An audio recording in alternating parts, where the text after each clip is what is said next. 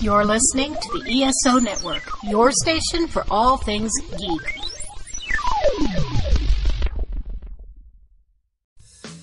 In a world filled with cigars, craft beer, comics, movies, and video games, only two men are brave enough to search out all things nerdy. It's the Cigar Nerds Podcast! And welcome to the Cigar Nerds Podcast. I'm your host, Smokin' Joe. I'm Brad Jackson. So, we're having one of those, like, two-for cigar episodes. So, what are you smoking, Brad? This week, I've got the Brick House Maduro. She's a brick house. Yep. This is just a classic timeless smoke. I've had the Brick House Maduro, no less than a dozen times. And it's one of those that just continually makes it back into the rotation. Well constructed, medium to full on this guy. Earthy, toasty. For some reason we're doing a early morning recording, and because behind the scenes, this is a busy weekend, but we were on the clock and couldn't be late this week because we got a bunch of content that's time sensitive. So this is like the only window of opportunity is too fucking early after a late night last night. But I mean, even starting off with a cigar right off the rip, I mean, dude, there's been days that I've started, with like the Diablos and stuff, and by afternoon, you definitely got your old man raspy voice going and stuff. So this is a great one to get the taste buds excited, get some nicotine in your system, and get your day started caffeinated. Oh yeah, and it's full of nicotine. It's kind of funny. I would, recording this day after, shout out to the cigar shop on their 20th anniversary. But I met Eric Newman. That's a JC Newman cigar. So I went to get my picture taken with him, and I'm on my third cigar at the day. But at this point, I'm smoking a Punch Signature Series, and I'm like, so I went to get my photo with Eric Newman. I'm like, hey, Mr. Newman, I want to apologize though. I'm not smoking one of your cigars currently, but I did just smoke a Brick House. So I have smoked one of your cigars today. So can I still get a picture? And he's like, yeah, I'm not gonna hold that against you. Come on in here. Oh yeah, he wasn't holding it against you right at that moment, but he's definitely judging you right now. I was like, I promise, I just smoked a Brick House before this, so I'm good. Well, today I'm smoking a fancy smoke. This is the new CAO Arcana series, the third of that series. This is the Thunder Smoke, and you're kind of legally required to say it that way. It comes from some of the tobacco in this is grown in the shadow of Africa's Victoria Falls, and it's got a bunch of African tobacco in the blend. But the local tribal name for that waterfall is the Smoke That Thunders. That sounds badass. Yeah, so this is Does Honduran, it bless the rains? It does.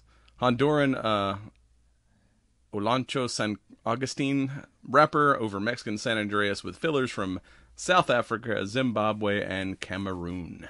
And it is a medium to full strength cigar. Don't see too many Cameroons, floating around. At least not that make it to... I usually see it like some wrapper stuff. Yeah. Like some Ecuadorian Cameroon. But yeah. And I completely bricked on the Brick House. So this is all Nicaraguan everything. Wrapper, binders, fillers.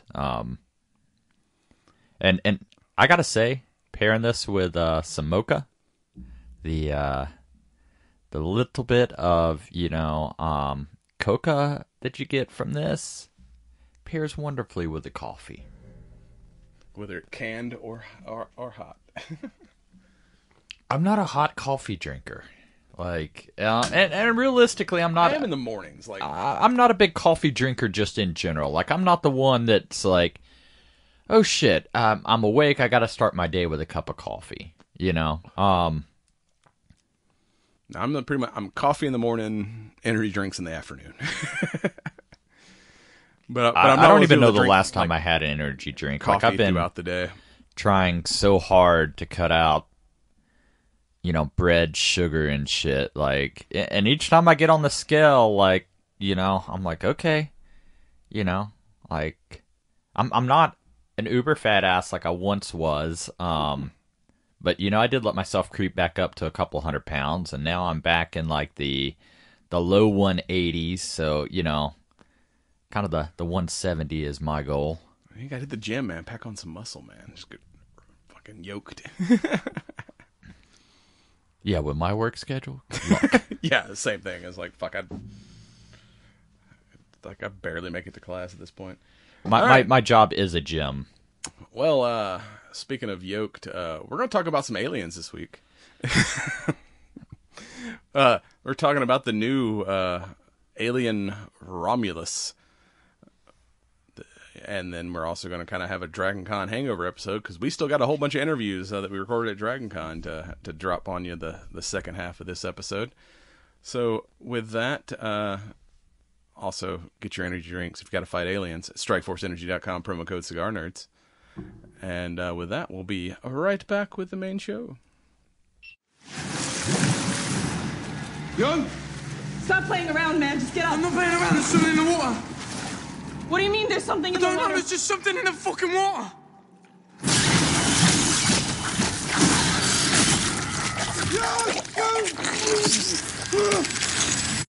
Run.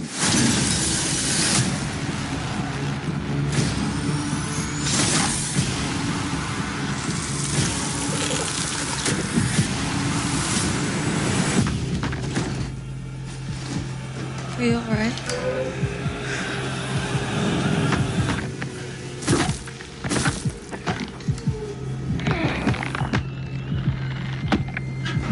Navarro! I don't know what to do.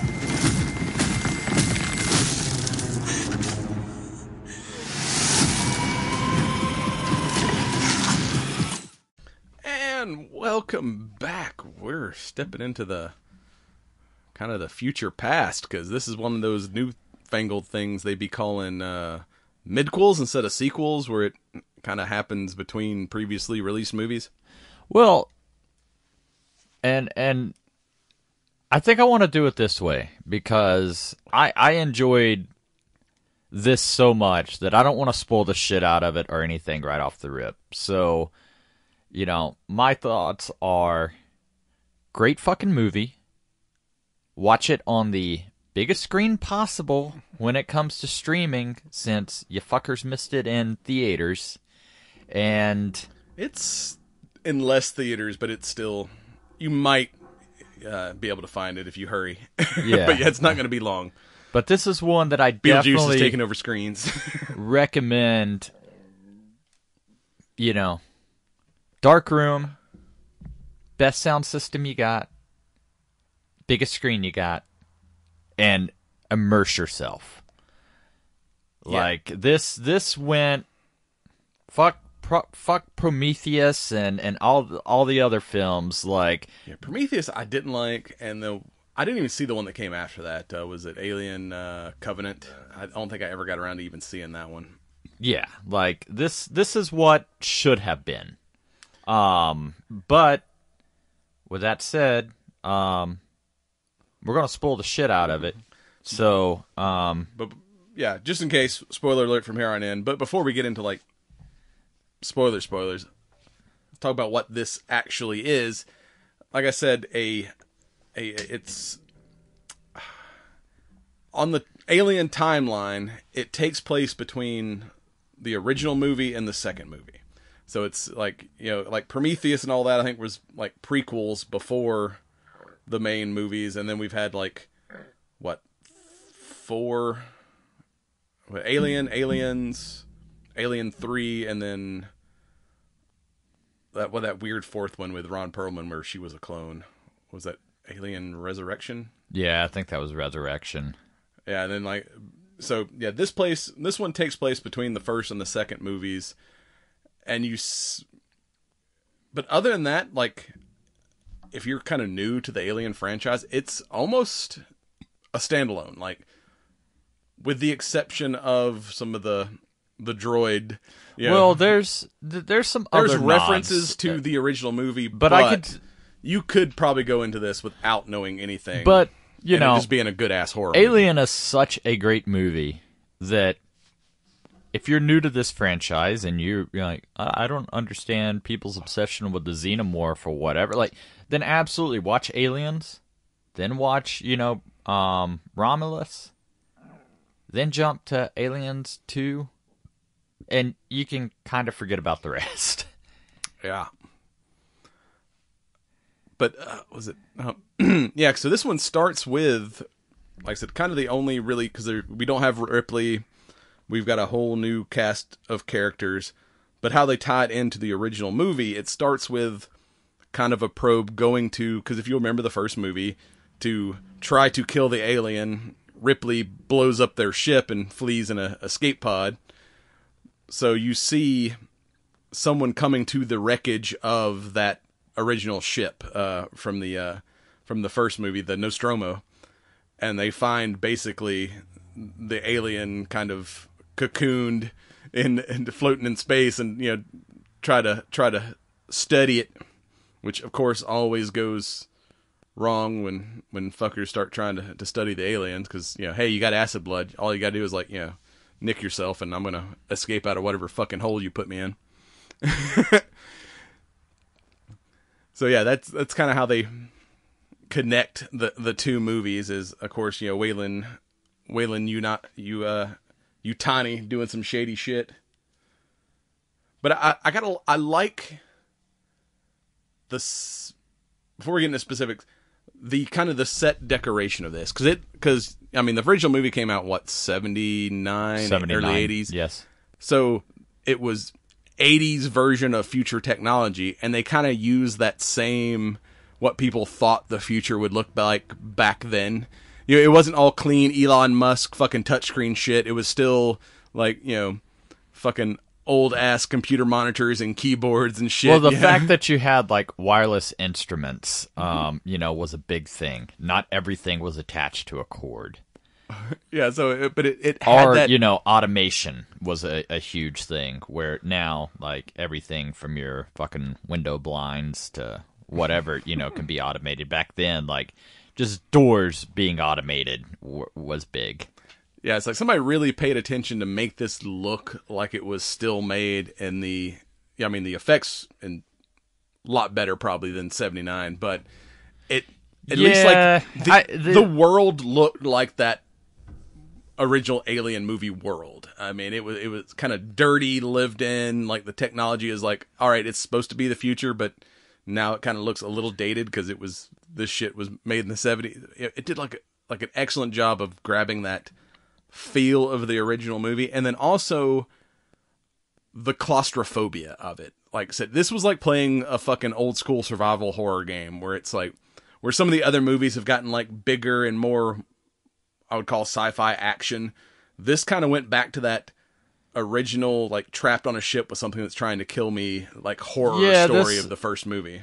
This definitely at times felt very video game-ish to me. Not that that's necessarily a bad thing, it was kind of anybody who played that a cross between Aliens and, Alien Isolation is the game you're referring to, and very much. I mean, some of the ship kind of looks like some of the levels on that damn game. Or, maybe not even Isolation, because Isolation, you truly were, it's just you and the Xenomorph.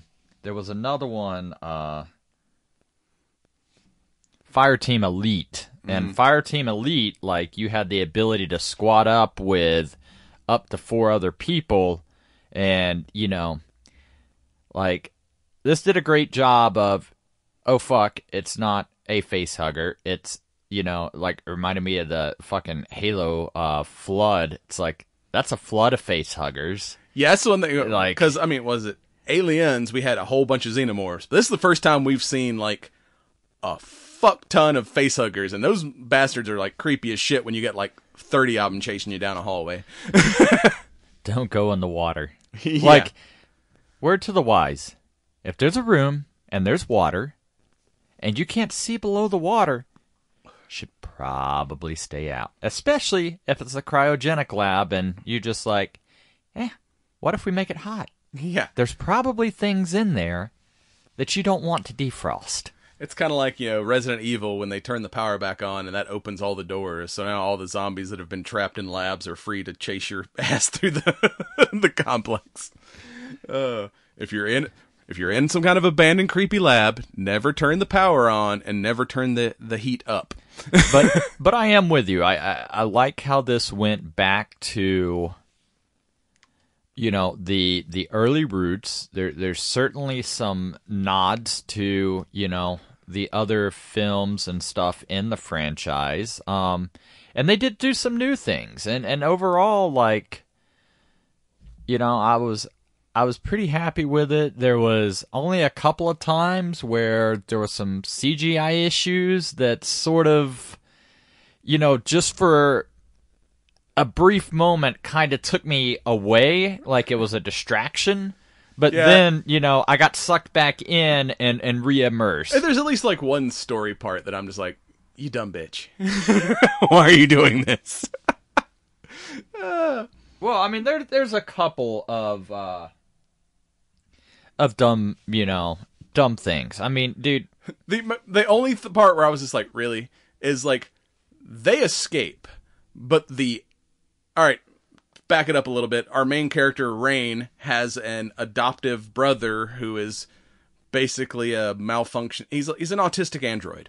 He's a little bit malfunctiony. Her dad rebuilt him out of some garbage or whatever, and her parents died in the mines, and now this is her only family is this fucking droid. But he's still a fucking droid. Her and the humans escape, but the droid gets left behind, and she's like, you stay here. I'm going to go back and save my brother. I'm like, bitch, that motherfucker's artificial. Get the fuck out of there.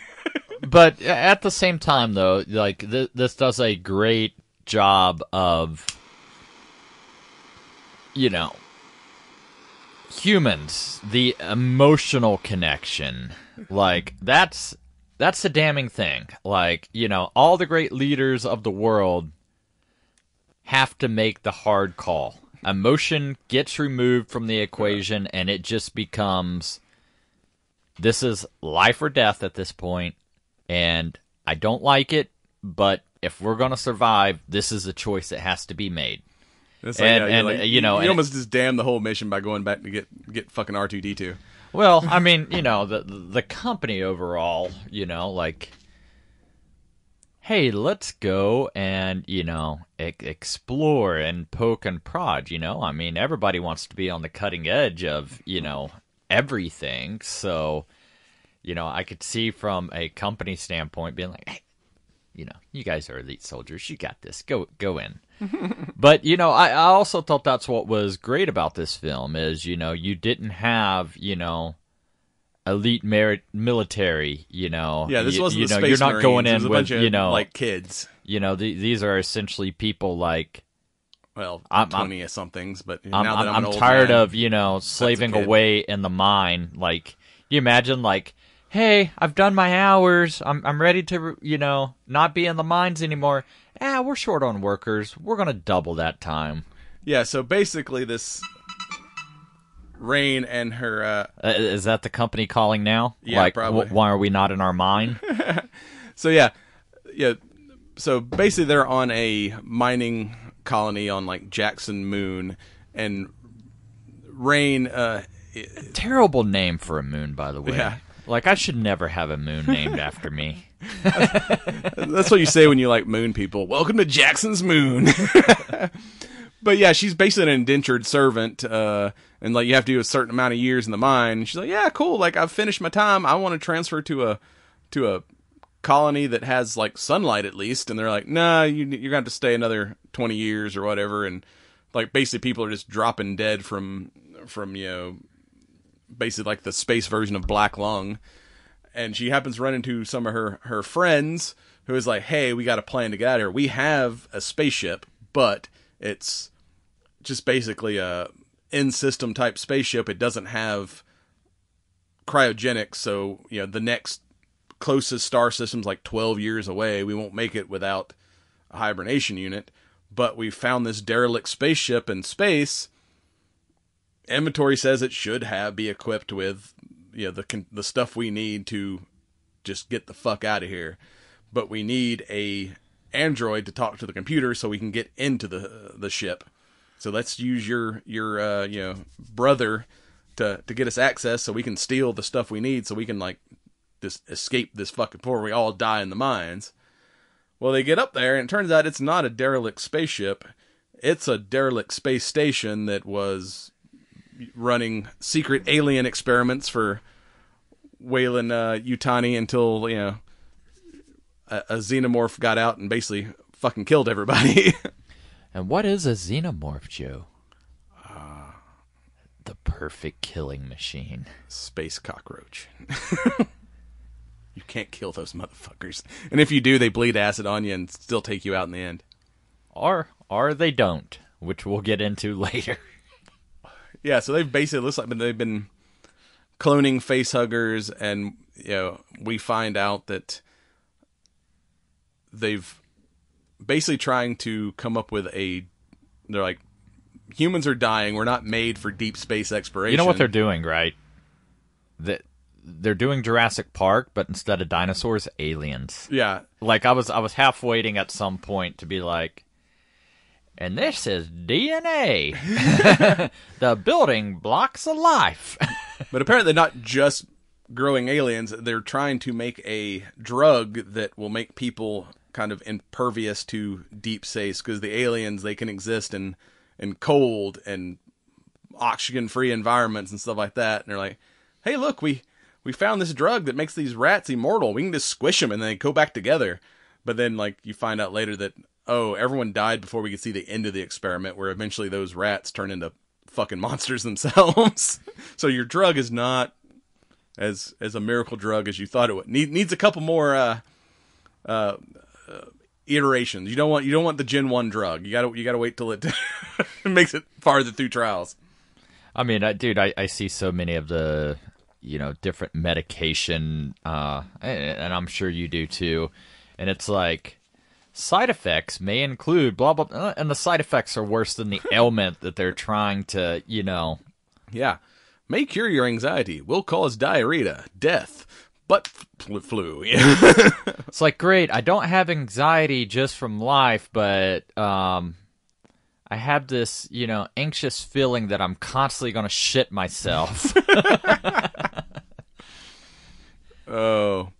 People don't scare me. My butthole does.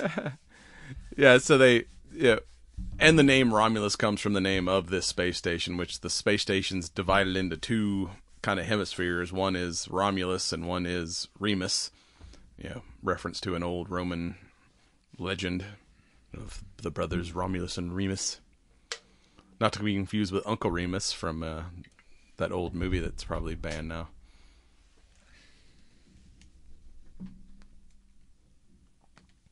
So yeah, they get on the space station, they find the thing that they were going to use, but it's low on fuel. Like, oh, these containers only hold like 3 years worth of cryo, and we need to sleep for 12. So, oh, there's a cryo lab. Let's go. They probably got extra cryo fuel. We need to go get some more canisters. But unfortunately, when they get to said lab and start pulling the containers out, that defrosts all the facehuggers they've had on ice. And fuckery ensues. Yeah. Yeah. But then we also, when they get to the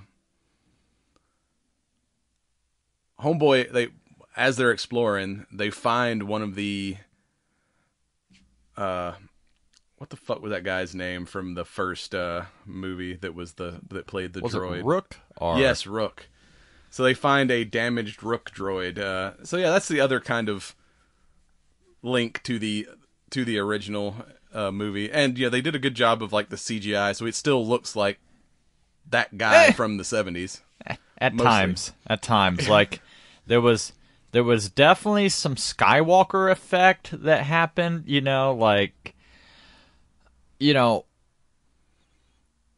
I think it would have worked a lot better, like, because this movie had a relatively large budget. But I'm like, so when he's on like the console and stuff, like, I think they focused on him just a little too much. Like, I'm like, no, doesn't Twitch. Yeah, we've seen in like the Marvel movies and Indiana Jones, the CGI de-aging is good in short doses. When you do the CGI de-aging for an entire movie, yeah, after a while you start seeing the cracks in the like it would have been good in short doses, because he actually got a lot more screen time than what I would have expected.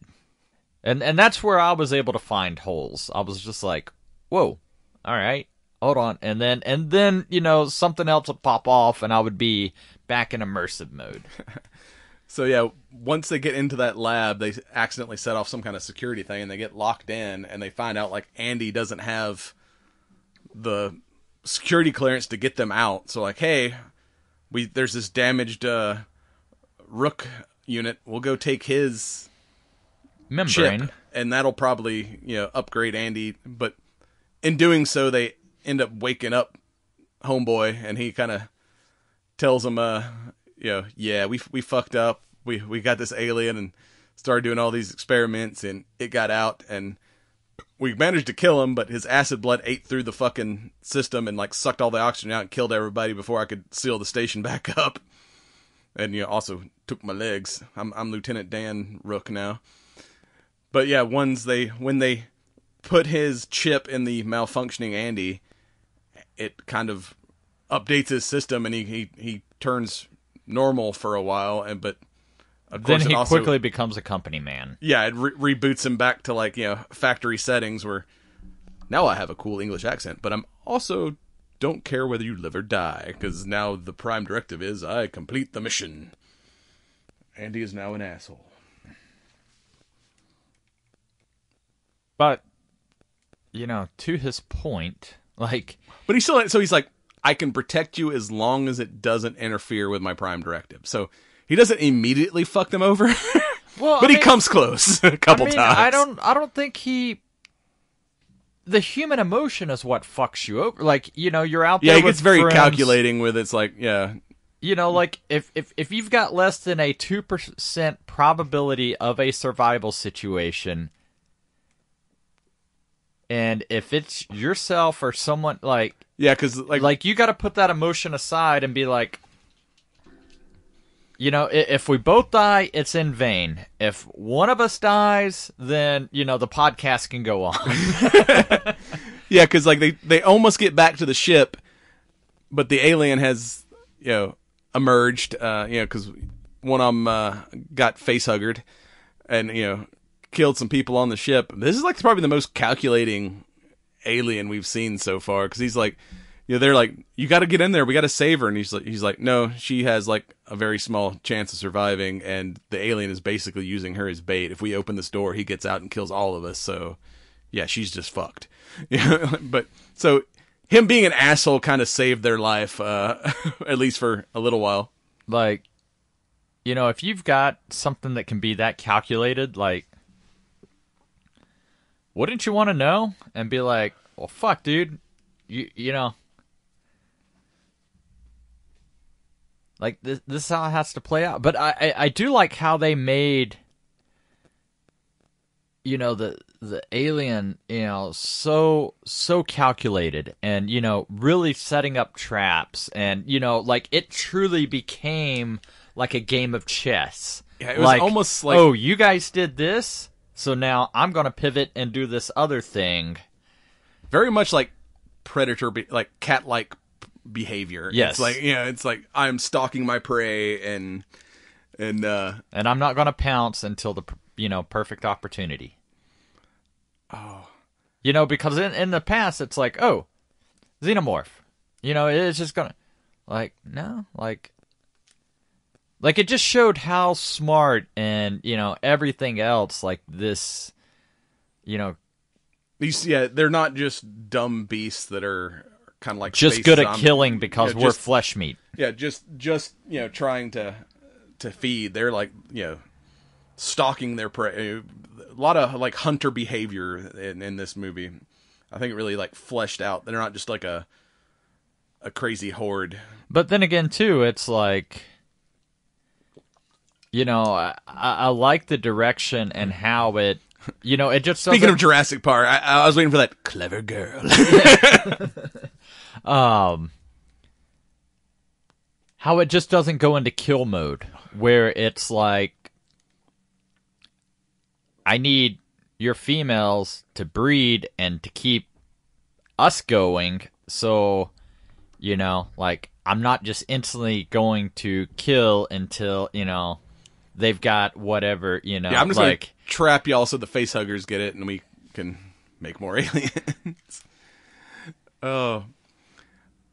But, and then I like, speaking of like feeling like a video game, and when eventually kind of make a deal with, they get kind of trapped and they finally make a deal with Rook where he's like, hey, if y'all complete my mission, I will, you know, pilot your ship out of here. You know, y'all are good to go. But my mission is to get this drug back to the colony for further study.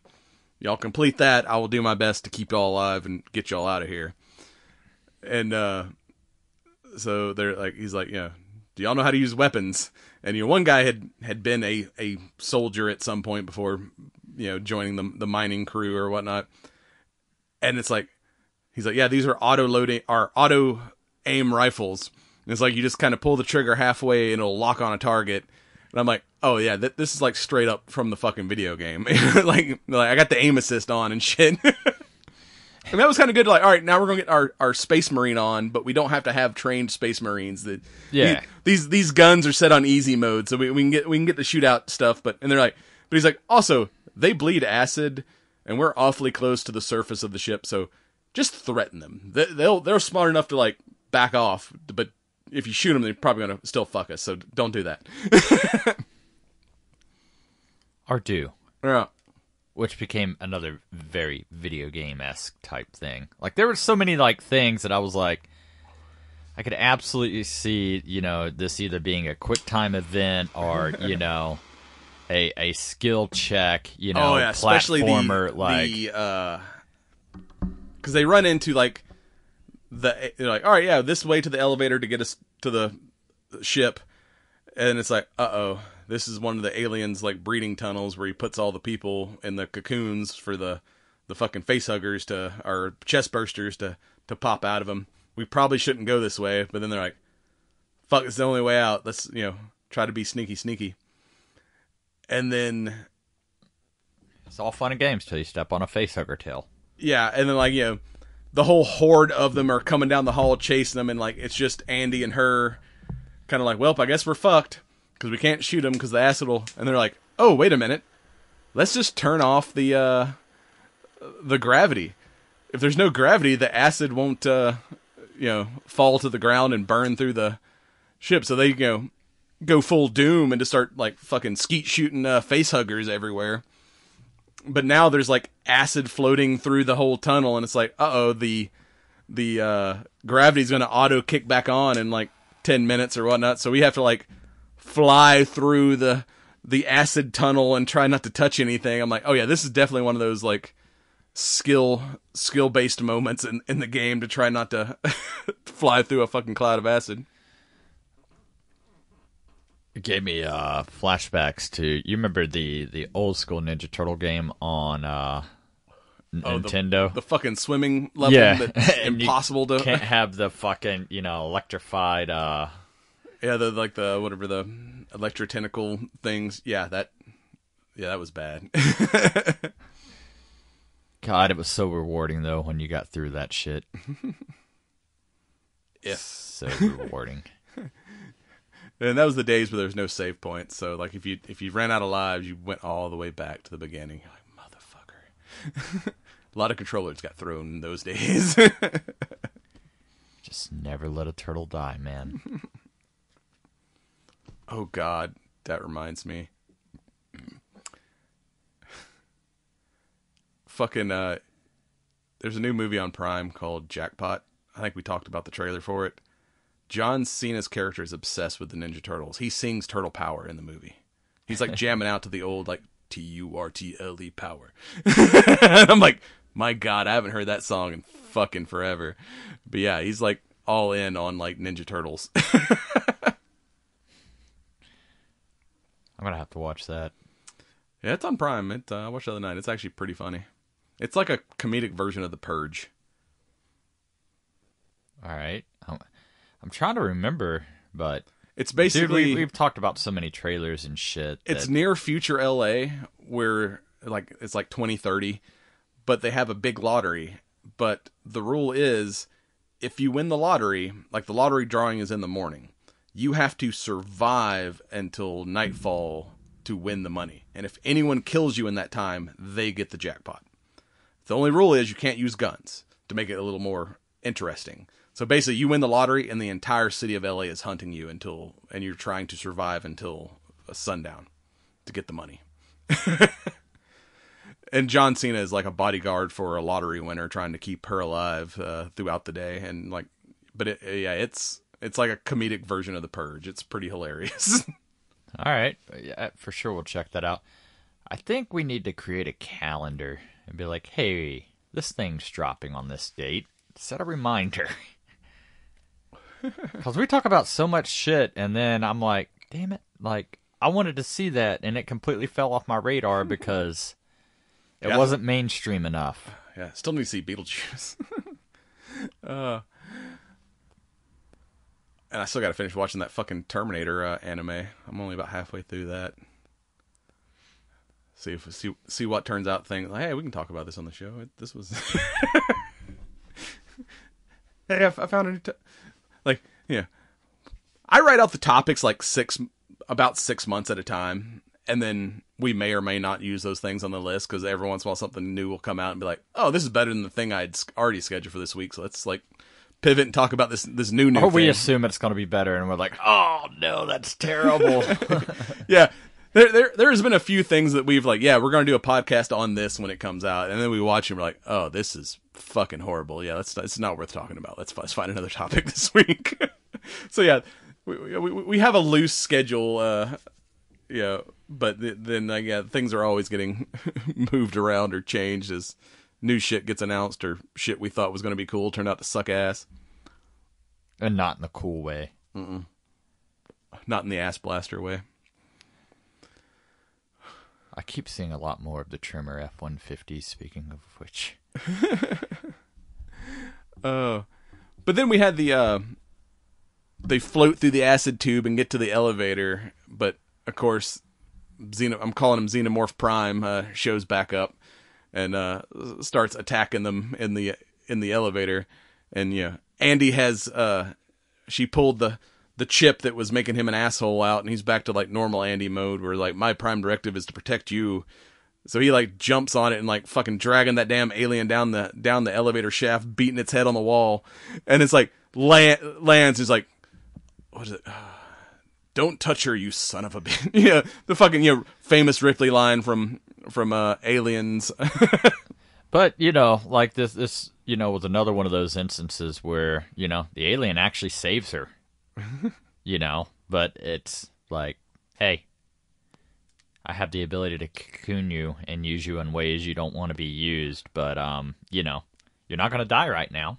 Yeah, because one of the members of the crew is actually pregnant, so the facehuggers are like, nah, this is already occupied. I'm not gonna touch this.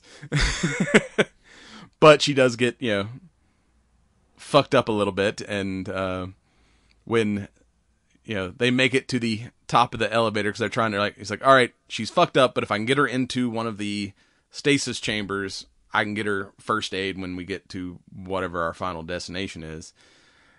So she gets her to the ship and is like, here, you take the wonder drug. I got to go back and save Andy.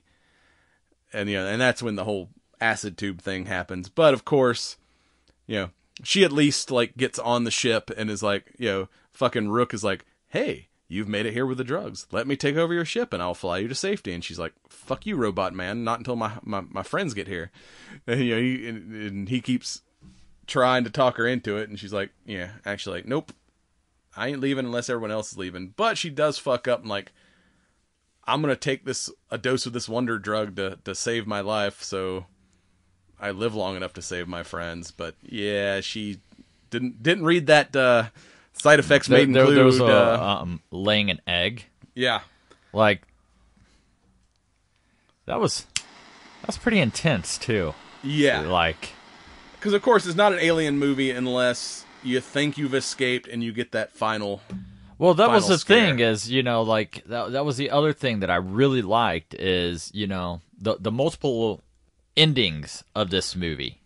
Because that was ending A, and then it's like, but we're not done yet. Yeah. Rain gets back to the ship with Andy. Andy's fucked up, but she's like, all right, well, I'll put you in a... Oh, no, at first she's like, all right, I'm going to go jump in the bed. I'm going to plug you into the charging port here on the computer so you can make sure the ship makes it to wherever we're going. And, I'll see you in 12 years. Peace out. And then all of a sudden, like, homegirl who was pregnant and injured's alarm starts going off on her bed. And she's like, uh-oh, let me open up and check on her. And she's like going into labor, but the side effects of the drug, instead of turning her into a monster, basically turned her baby into a fucking alien human hybrid, and she basically gives birth to a fucking egg that's like the fucking looks kind of like the peeler egg. I'm like, because someone was like, oh, I heard there's something like really fucking disturbing in that new Alien movie. I'm like, oh yeah. Even I was like, oh, that's fucking gross. It's like, I've never seen it. We've seen plenty of chest bursters, but we've never seen an alien get birthed, and that was like, oh, that's fucked up.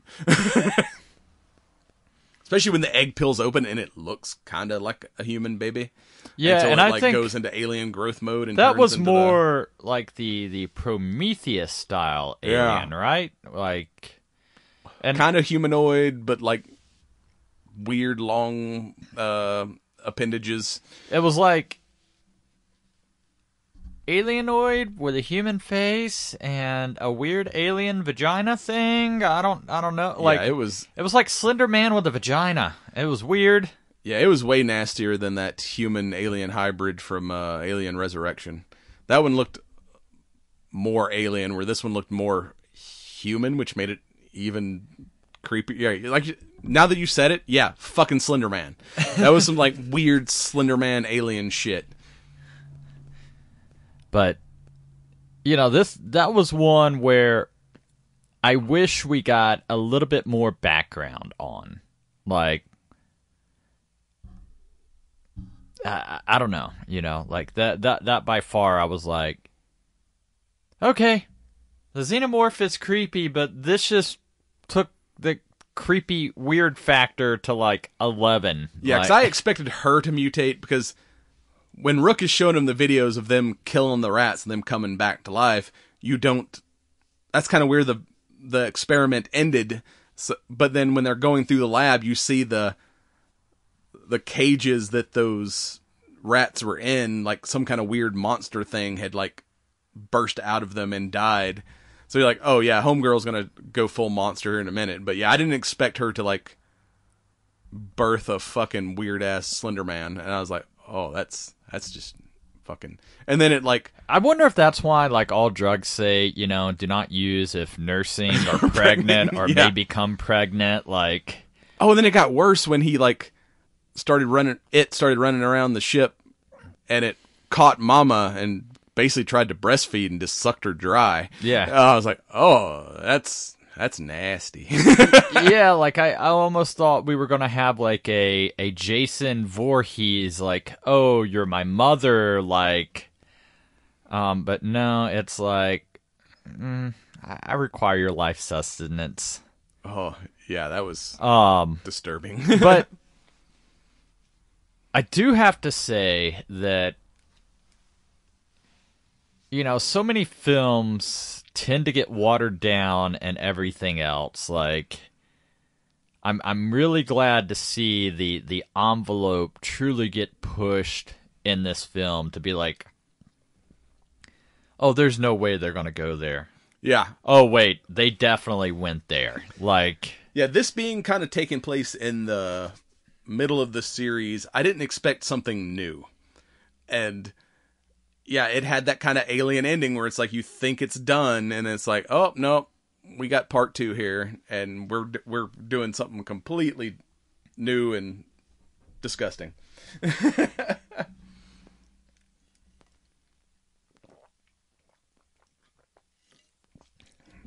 And then it fucks up Andy. Andy tries to fight it, and she kind of pulls because we are on a mining ship that's carrying like a cargo container. I'm going to lure the thing into the cargo container, and then I'm just going to eject the cargo. That was container. such another video game level where it was like, I've got to open this, but there's 4 levers that have to be pulled simultaneously. Yeah, from inside the container. There's not like a remote switch to drop that shit.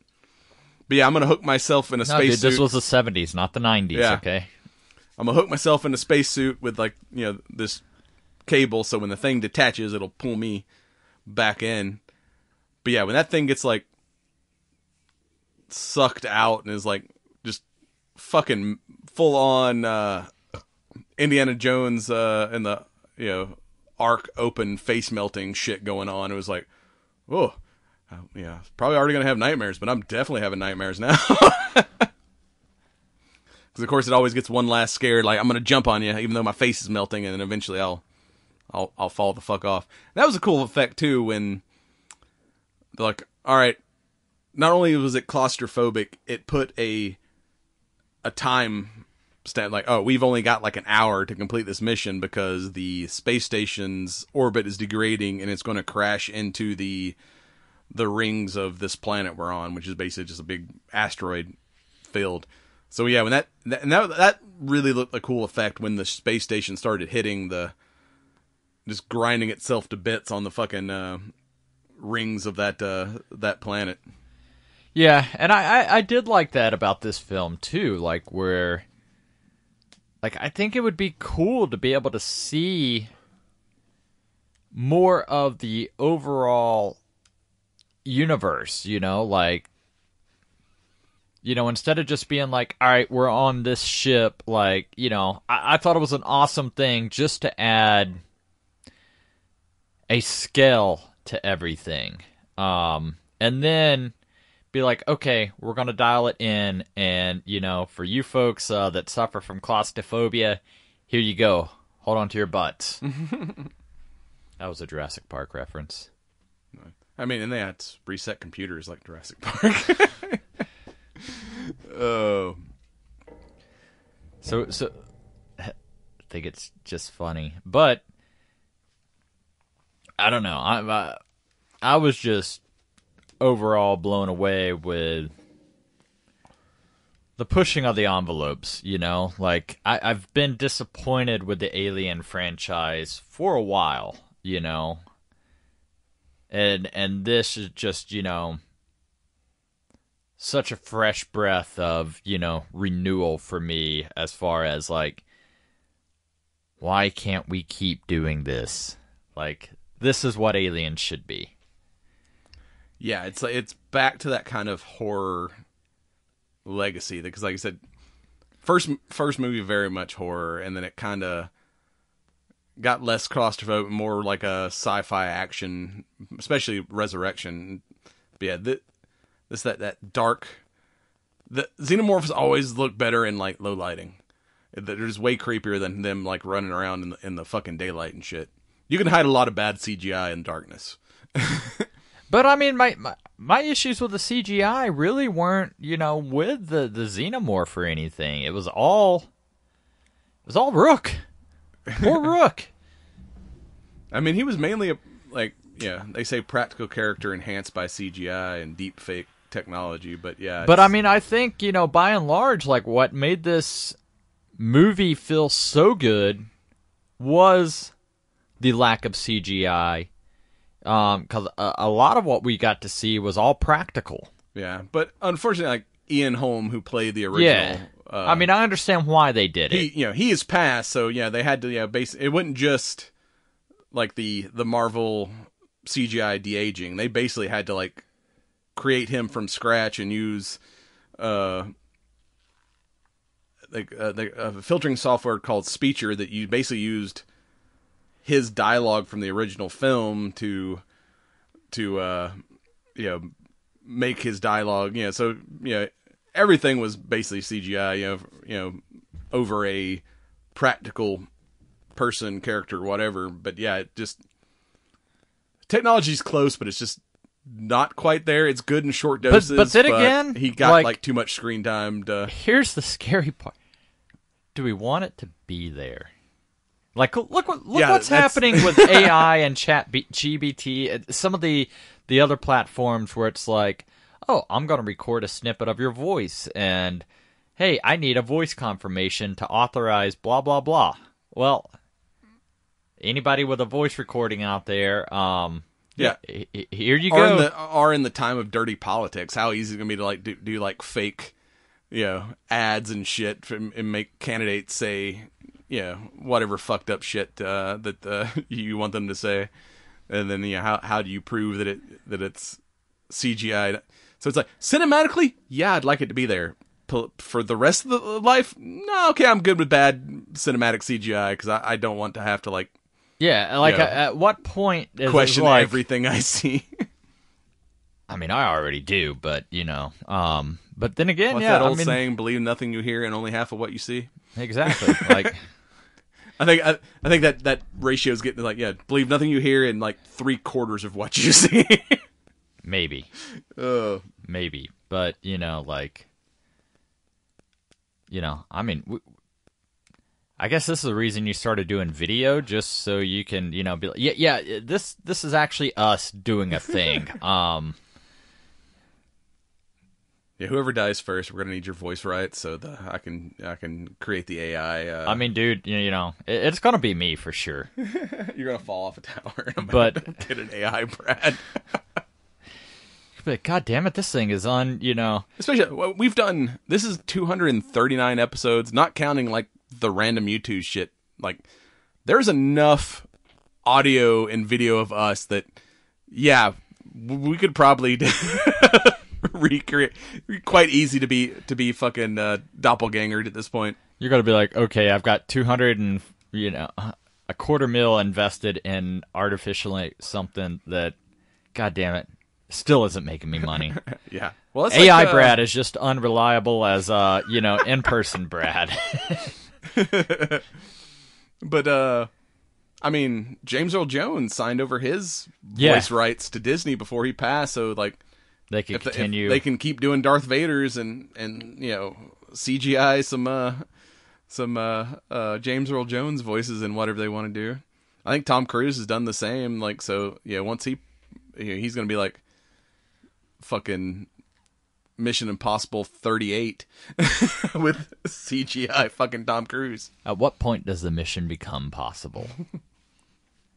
Okay, y'all should really rename this, because y'all keep saying these missions are impossible, but you keep fucking pulling them off. I think that word doesn't mean what you think it means. We're gonna have to start calling it Mission Improbable. I don't know. But to get back on Aliens, like, this being 20th Century Fox, I really thought it was going to be a lot more watered down than it ended up being. And I think we can sort of thank Deadpool for that. Like, I think they've seen where you can have a hard R and, do disgusting things. Yeah. And still, like, push those envelopes.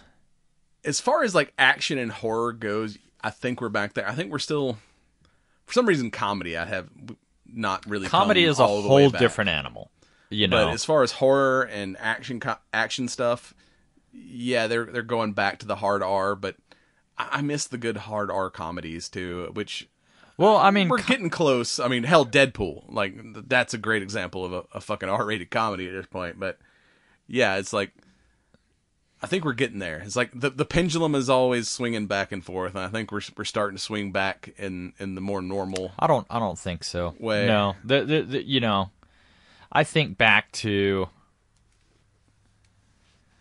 and I'm sure there is still great stand-up comedy and stuff happening. Yeah, stand-up comedy, I think, is back. But as far as cinematic comedy, they're still playing it a little safe. But then again, I'm hopeful. It's all subjective. But I feel like, if somebody is doing a bit and you can't remove, like, I don't know, I love Metalocalypse. Anybody that's, ever seen the show or know me knows why. But, I love, they're talking about how to be good comedians and stuff. And it's like, well, to be a comedian, you must first, hate yourself. And then second, hate your audience. But I always love that bit. Oh. Which goes to food libraries, Tokis? I gotta do that later. Oh. But yeah, But overall, like, great fucking film. Great, Yeah, with Fox getting acquired by Disney, it's like, that was my concern was, But nah, they were like, nah, we're. But does that make Ripley a Disney princess now? Dude, Ripley's always been a Disney princess. But that was the reason I brought up the Deadpool thing. Is I think if Deadpool, because that's Disney doesn't really, up until that point, wasn't really pushing those envelopes of. Yeah. They're like, we are at our heart a children's company. But then, like, Deadpool came out and, like, one of the first, like, highest grossing R-rated comic book movie. And then, once they got acquired by Disney, they're like, oh, they're going to fuck this up. And Disney's like, nah, we like family-friendly stuff, but we also like money. And this shit made a fuck ton of money. So like, they're like, y'all do whatever you want, just could you cut back on the cocaine? That's where we're going to draw the line. Like, sweet. We're just going to make fun of you for not letting us talk about cocaine. But, I don't know. Obviously, theatrically, this film, made shitloads of money. I don't really know where it stacks with everywhere else. Yeah, like, budget for this movie was $80 million. So far, it's made $332 million. So, I would say that's fairly successful for an Aliens movie. But we didn't even talk about the other cast. We talked about Rain and Andy. We also have played by Kaylee Spaney and David Johnson. But we also have Tyler, which is Rain's ex-boyfriend, Archie Renault, and Kay, which was the lady who gave birth to the alien, played by Isabel Mercade, and Bjorn, Tyler's brother, who's kind of a dick, and you're like, all right, yeah, that guy finally fucking died. Like, with the exception of Rain and Kay, like, the rest of the group, you're like, and then Navarro, pilot, who was she was the first one to get face hugged. Kind of the downfall, right? Like, that scene when they get her back to the ship, because she's the first one to get face hugged and they don't know what's going on yet, and she's like, oh, I'm having pains, let me grab this x-ray machine, and like puts it like behind her back, and you can see the fucking chest burster like roaming around her chest cavity before it actually like bursts out. Yeah, that like fucking x-ray of her before she like explodes was like, I was like, oh, that's a cool new effect. I haven't seen that. That looks badass. Well, I also like how they did the the bursting effect on this, because it was truly like, no, we're gonna rip, we're gonna tear. It wasn't it's just gonna be disgusting. Yeah. Everyone around is gonna get like some splatter. That.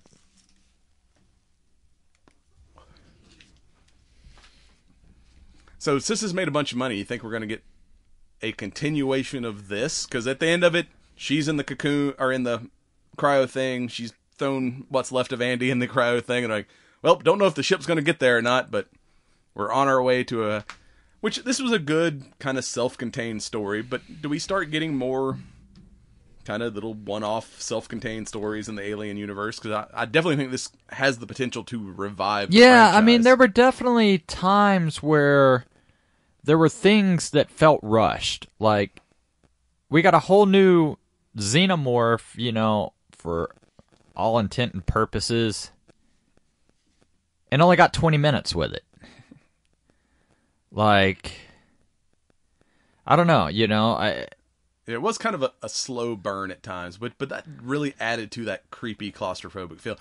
The one where they're like, hey, we've got to make it through this hallway full of fucking facehuggers, and you can't make a sound because they're basically blind. Well, and I do like the fact, too, like, you know, speaking of that, like, where they are like, oh, maybe they sense the body temperature. Oh, there's a stealth mission in this game. Yeah. Fuck. You know, so they turn up the heat, you know, to match, you know, the body temperature, but it's like, you know, you've got to keep your anxiety and your fear level low, that way you don't sweat. Like, you know, I thought that was, you know, pretty fucking sound. Brilliant. And then Homegirl starts calling them on the radio, and they're like, oh, fuck, we should have muted our phones. And it's like, and then Andy's just like, yeah, run. Oh, what is that from? Like, oh, God. There was a game, or I know it's an Ice Nine Kills. I think it's from the Resident Evil song. Yeah. And it's just like, run. I'm like... Well, that's pretty much all we got for you on this. Any final thoughts on this here movie before we give you our final cigar thoughts? Yeah, I mean, if you made it this late into the show without seeing Romulus, still see Romulus. Like, turn the lights off, since you're going to have to be doing it at home now. Lock your cat up, because if the cat jumps on you in the middle of watching this, you're going to think it's a face hugger and chunk that little furry bastard across the room. It's got me. But yeah, this returning to the roots, you know, the pacing, like you said, at times had a little bit of an issue. Like, on a scale of 1 to 10, I'm at a solid, 8.5, probably even a 9. Yeah, because if you go back to the original had some, like, a lot of build-up in places, because we were dealing with just one alien. And like I said, other than, like, the main cast, and even the main cast did some dumb shit, but, like, the supporting victims, a lot of them were like, all right, yeah, I'm glad that guy's a dead. He was an asshole. But yeah, this one was surprisingly good. And the cigar also surprisingly good. It's got kind of a medium. I wouldn't call it like full, but it's got a lot of flavor. Kind of a little bit of cocoa, hazelnut, some kind of like dark, like raisiny sweetness, but not like super sweetness. This would probably go good with some coffee, maybe a stout, some aged rum, if you want to go full pirate. And then of course it's called Thunder Smoke. How can you not like smoke something called Thunder Smoke? Because it just sounds badass. Thunder smoked, and it makes you miss the rains down in Africa. What do you think of your brick house there, dude? Just a fucking timeless classic. Pairs great with the fucking mocha and the coffee, because you get a little bit of spice, some earthiness, a little bit of of a hint of a chocolate type flavor. Like, dude, I'm always a fan of Nicaraguan cigars, and both of these are flavorful enough, but they're in that medium range where it's going to be a day like I had yesterday where I'm smoking multiple cigars in a day. This one's not going to kill me. I could fire up another cigar after this. So it's a good like early day cigar. You and I both are powerhouse smokers. Like, somebody, I could see them being like, this is a little bit more on the fuller side of things. But for me, Yeah, this is a nice coffee morning cigar. Yeah. If I started off with a fucking Diablo, I'm gonna be like, yeah, I'm burned out. I'm gonna have to like rest a little bit before I smoke something else. But this one, I'm like, yeah, I could have my coffee, have a cigar, and then continue on with my day. But that's all we got for you. We'll be right back with our Dragon Con interviews, and don't forget to like, comment, and subscribe if you're watching us on YouTube. Peace out.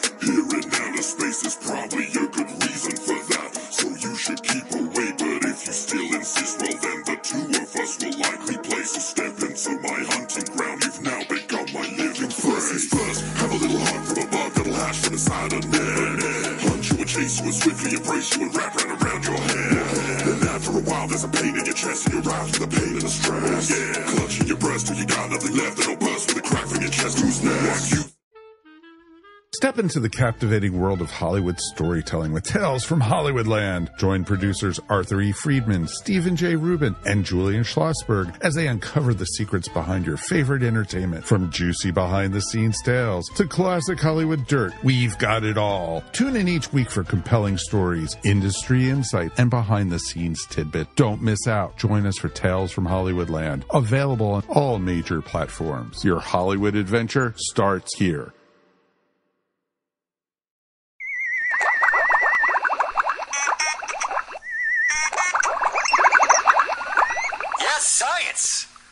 And welcome back, Stephen Granade. You were probably one of our first Dragon Con guests long ago. It has been a hot minute. We figured it's been enough years, there've been enough new things out, and you've done a few new things, so I figured it was a good time to check back in with you. First off, we saw you got a new game I did. Brought out. Yes, so my pandemic hobby ended up being writing a new game for Choice of Games. That came out. It was supposed to be like 150,000 word choice-based game. So it's like the old choose your own adventure books, right? So you go through there and you make choices and you've got statistics behind you. It's sort of like the D&D kind of stats. Yes. Except it's a game in which you are the professor at a secret magical school at a university. So you're having to teach all the young whippersnappers who are doing dangerous things. You're not the Harry Potter. You're the yeah, exactly, the Professor Snape in this world. Yes, which you can choose to be if you wish. And it was supposed to be 150,000 words, and 500,000 words later, and I was like, "Here it is. I'm so tired. I wrote so much." Other game designers have. What kind of comes first? Is it the mechanics of the game, or is it the story? And then you find the mechanics to fit the story. They kind of come together. So that was a game where the company has a very strict house style. You know that it's going to be choosing options from a menu. You know that you're going to have stats underlying it. So given that and the fact that people like to see numbers go up in those kinds of games, what is a story that supports that? And what kind of story can you tell where you're making choices that feel meaningful to you, the player, and that you understand, oh, these numbers went up and I understand why. So I really sort of have to, if I'm given the mechanics first, then it's a story that fits it. If the story comes to me first, then often it's like, okay, what is the right form for this to take? Sometimes that is a choice-based game. Sometimes that is, actual more traditional video game mechanics. Your run and shoot and things like that. So a lot of it has to work together in my mind, or nobody wants a game that really was supposed to be a novel. Exactly. With that, when you have with a choice-based game where it's like choose your own adventure. Mm-hmm. How do you decide, like, all right, we're starting here and we need to end here, here, here? How do you kind of influence the player's choices to get to the end point that you, as the designer, was like, all right, this is the end spots that I'm wanting to guide them to. Yeah, there are a couple of different ways you can do that depending on how big the thing is going to be, because the temptation is always like, well, every time the player makes a choice, it's going to be 2 different stories, and so then when they make the next choice, now you have 4 different stories, and then you have 8, and it just keeps going up and up and up. So the technique for the one that I just did, Professor of Magical Studies, like the fancy term is branch and bottleneck. Mm-hmm. So there were 11 chapters, and each chapter sort of comes to a singular point before going on to the next one. And you sort of build up information about the choices that the player has made, in part through those stats, because like, did they prioritize being clever over being strong? Did they prioritize being diplomatic over being forthright? And so you sort of capture some of those choices through those numbers and other tracking variables and things like that. And so then as you get towards the end, you start to spread out more until the final chapter. That's when the payoff happens, and if they've been secretly evil all along, then they can steer hard into that and, destroy the world and hope they end up on top. If they've been trying to be good, then they can, like, maybe I can save the world. So it's really sort of making sure that the player understands and can see that their choices are having impacts, but then constrain the story as much as possible through those bottleneck points. So you don't have to end up with 50 endings. Yes. Yeah. Well, it's like spread and then narrow back, bring the ship back for a landing. Right. Well, it's like the video game, The Ghosts of Tsushima. It all builds to this choice that you make, and it is a binary choice at the very end of the game, right? So that then they can be like, you made your choice, and we don't have to do anything more. Oh, well, last time you were here, we talked about sci-fi, or real science in sci-fi. A lot of things come out since then. We'll start with what's kind of the best real fictional thing that they've gotten the science right. What's some new things that you've seen that are like, all right, that's at least plausible, if not 100% true? Yeah. So on the book side, the author Mary Robinette Kowal has an alternate history series where an asteroid crashes into the Earth in like the 1950s. Mm-hmm. So you get global cooling from all the stuff that gets thrown up into the atmosphere, but then the greenhouse effect really starts to run away, and it's going to get so hot, so they've got to get to space, and they've got to get humans living on the moon, on the Mars, as far as possible, as quickly as possible, because the Earth is going to get uninhabitable. And she worked with scientists and astronauts and all those kinds of things to try to have a story that was very grounded in what might really be possible. TV-wise, I just finished The Three-Body Problem, which is a lot of fun. It leans heavily on science and science ideas, but it doesn't let that get in the way of the story that it's wanting to tell.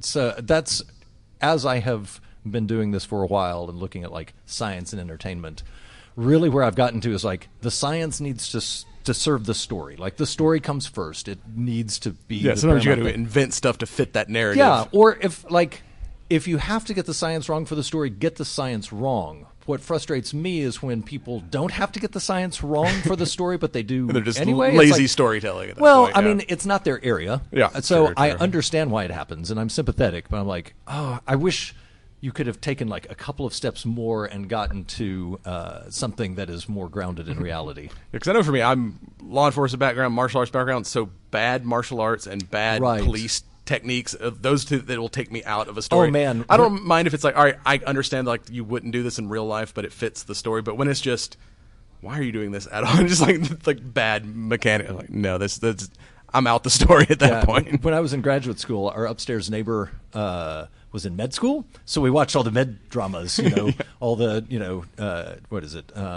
House and all of those kinds of things, and she would get just irate. That was my entertainment. That was more entertaining than the show, was watching her blood pressure rise and finally be like, "That's not how you do CPR." Like, my mother's a nurse. I can't watch cop shows. She can't watch medical shows. It's like those two are. So what's something that's you're like, oh, this is just dumb. Like, what's the bad? It might have been a good story, but you're like, the science in this is just stupid.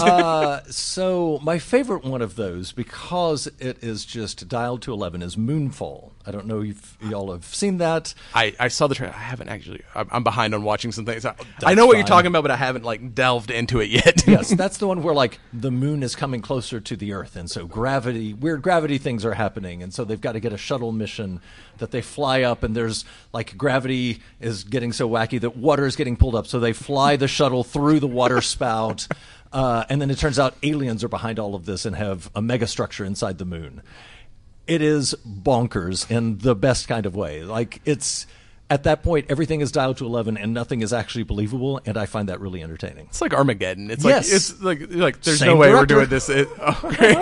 There's if it's something that's like kind of in my wheelhouse, if it's so ridiculous, then I'm like, all right, this is just fun. I don't have to like critique it. Well, that was like one of the space movies I really enjoyed from the last couple of years is Space Sweepers, which is a South Korean film about people tending junk in space. And like the definitely a future job at this point. Yeah. There's a lot of garbage up there. But the way that they deal with it is that you've got these people who have rockets that are zipping around in orbit, and they use harpoons to like harpoon it in. But of course, there's valuable stuff in the junk. So multiple people are trying to harpoon it, and there's like this big race through all the junk with people harpooning stuff and trying to drag it apart. And again, it's just bonkers, but it is so much fun.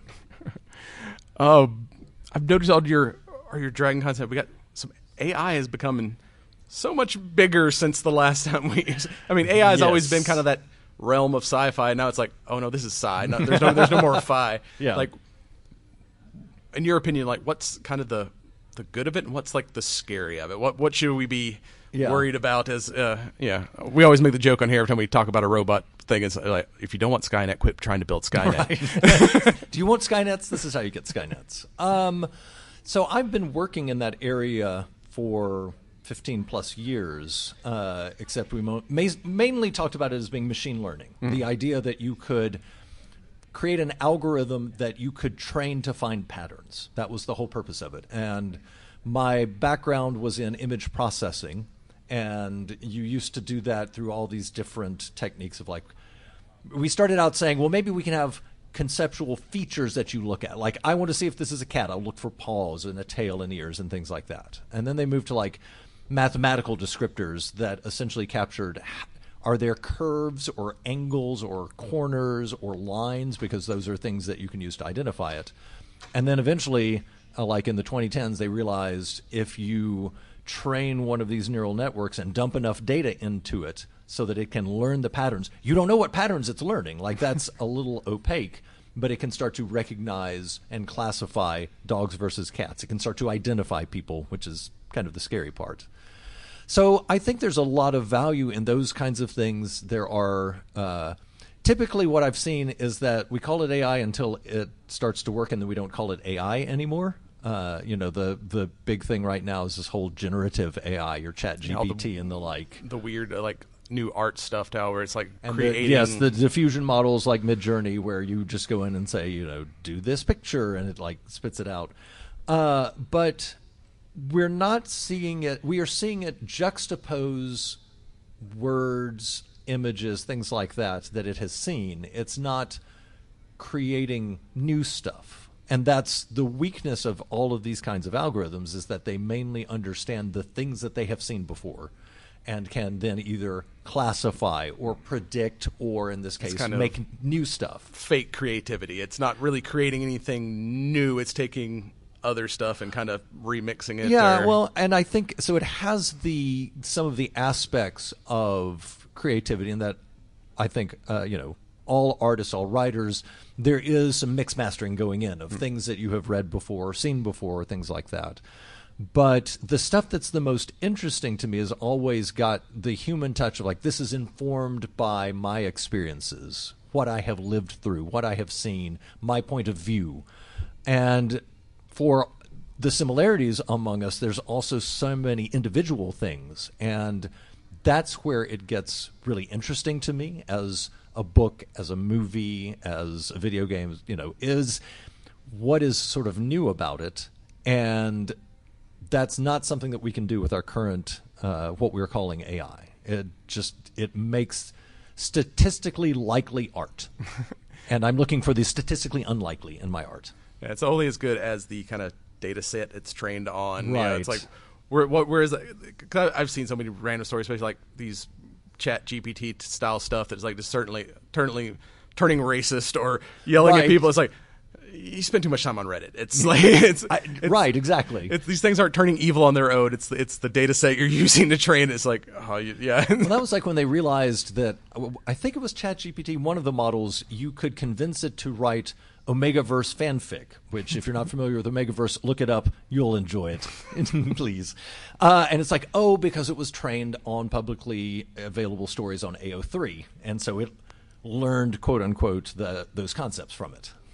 Yeah, it's kind of, I guess, like I said, if you say, all right, read all of this author's works or all this author's stuff, it can kind of at least give you a reasonable recreation of that. You know, if you give it like, I mean, there's several books I've read where like, all right, I know this artist has a formula. You can see the formula that they write to, and it's like, I guess the AI can probably pick up more formulaic stuff easier because than it sees those kinds of patterns. The real thing that they struggle with, there's what is called the context window. That is, how much information do you feed in before it starts generating the next stuff? And so, like, if you go back to ChatGPT 3 and 3.5, if you asked it to tell it to, tell me a story, after, however many paragraphs, you would realize that it had invented new things, it had wandered off, the story didn't cohere from beginning to end.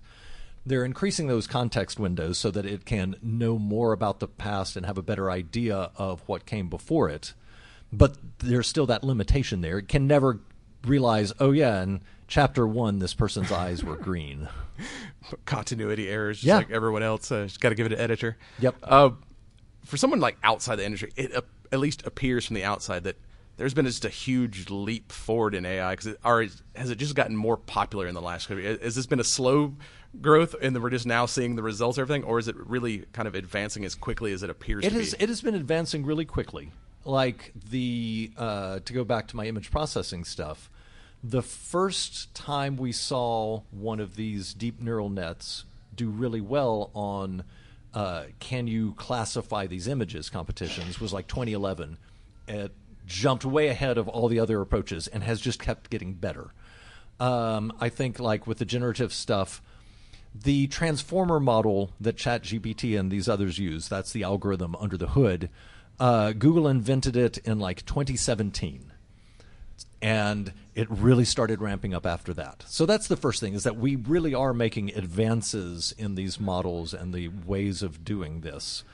The second thing is that the scale and accessibility has increased tremendously, because it used to be if you were going to tinker around with one of these things, you had to fire up a Python language interpreter and you had to build this source and download these libraries. And now, well, if you want to do that, even you can go to this website and say, give me this latest model, and it sort of like sucks it in and is ready to go. So a lot of those are accessible. And then tools like ChatGPT, like Anthropic's Claude and all of those, there's an API. You can just go to the website and type stuff in. It's so much readily available that I think that has made people suddenly say, oh my gosh, this is surprising and surprisingly easy. And I don't discount the fact that there are a lot of people with a bunch of money squirreled away from their days at the internet saying, we want this to happen real bad. Here's buckets of money that we'll keep throwing into the fire until we make fetch happen. We're just going to keep trying. Yeah, it's like the young nerds that grew up on like Terminator and all that. Yeah, it's exactly. Like, we can now fund these sci-fi things that we dreamed up back in the day. Yep. What about is there anyone working on kind of the, I guess, safeguards of it? Because like, with the deep fake and all that, like, there's a lot of people now that are like, I can't believe the things I see on TV because it could be a deep fake, some kind of AI generated false story that, Tom Cruise is now telling us the aliens are invading or whatever. Yeah. Do you know anything about like the security side of it? Or are there people working kind of to try to put brakes on all this? Yeah, so there's a couple of aspects of that. The first is that people are working on, for example, ways to bake a set of ethics into these models as you're training them to try to make them less likely to, for example, spew racist BS. So there are definitely people working on it from that end. The thing that gives me hope is that we have been through these kinds of technological changes before where we started to say, oh my gosh, I can't believe anything. We've been through that with photography a couple of times. Because at first it was like, oh, a photo is absolutely something that you can believe. And then people started making fakes. You had the Cottwald Fairies photo. You've got Nessie, right? That famous, the surgeon's photo of the Loch Ness Monster. On the guy's deathbed, he admitted, yeah, I faked that. And even before AI, we had Photoshop. Yes, so that's like the first set, and then Photoshop, and the fact that, oh, things could be Photoshopped all that you wanted. And we've had to learn to be more discerning about what we believe when we see a photo, that we understand that it has potentially been touched up. It is a little concerning that it's so much easier now that, for example, Google's latest phone will happily edit people out of pictures or you used to have some kind of skill set to manipulate things. So now it's app-based half the time. Well, and because it is so easy, that opens it up to a lot more people to experiment, which is both cool and also troublesome. So what was a limited amount before, because you had to have the tools and you had to have the skill set and you had to participate in, Something Awful's Photoshop Friday. Now you just say, hey, phone, do this, and it does it. So we're going to be contending with that for a while. And kind of as we bring this in for a landing, because you've been in the middle of this for years and years now, DragonCon, the people that don't understand how much real science you can come and see. We've talked to NASA people. We've talked to all just take a minute to tell the audience that haven't come to DragonCon that just thinks it's Marvel, DC, nerd stuff, that you can come here and actually learn from physicists, astronauts, whatever. So there's definitely heavy sci in the sci-fi convention. That's one of the things that I love about this convention is absolutely come if you want to see Marvel stuff and geek out with folks. If you're fans of a 1970s sci-fi show, we've got a fandom for that, and we've got a track that's covering that. But we've also got tracks like mine, the science track, the space track, the robotics and makers track, where we bring in people, we have official NASA people here this year. We have an astronaut who's speaking, who can talk about science and space, and who are also nerds and really like conventions and are coming at us we also love these things that you love. Let's talk about them together. That we can do serious talks, like I've got one on the track this year where we're going to talk about the challenges of measuring big things and small things. How do you measure something big like a galaxy or a gravity wave? How do you measure something small like an atom or a 1/1000th of a second long event? Mm-hmm. And that's very science heavy. But then we're also going to have tonight at 10 p.m., which is in the past when you're hearing this, but just time travel. Be ready for next year. There'll be something similar. There will be something similar. And this year it is the mating habits of kaiju. So we're going to take an incredibly silly thing, but say, all right, let's talk about the scientific aspects of if you had these giant monsters. We're just going to push the square cube law aside and say that doesn't matter. These monsters exist. How do they reproduce? What are their life cycles like? What would their mating habits be? Well, finally, how can people find you, follow what you're doing, pick up some games? Plug all your socials and whatnot. I have pluggables. I'm most active these days on Blue Sky. It is at Granades, GRANADES.com is my handle. On Twitter, X. I am still we have the same. I'm still haunting there as at Sargent, SARGENT. Either of those will link to my website, which has all of my information. You can get linked to the game. You can get linked to the stuff I'm doing at DragonCon, all those kinds of things. All right. Well, thanks for being here. Talk to you again in another couple Yes, DragonCons. Thank you so much for having me back. No problem. And now it's time for blowing smoke. And welcome back. We are sitting down with Elonka Dunin, if I hopefully pronounced that right. With some of our other shows here. Daddy Mojo, hello.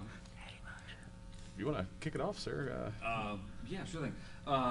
Miss Elonka, just a question, because what you do is so utterly confusing to me. How would you best describe to the layperson what you do? I am an amateur historian of classical ciphers.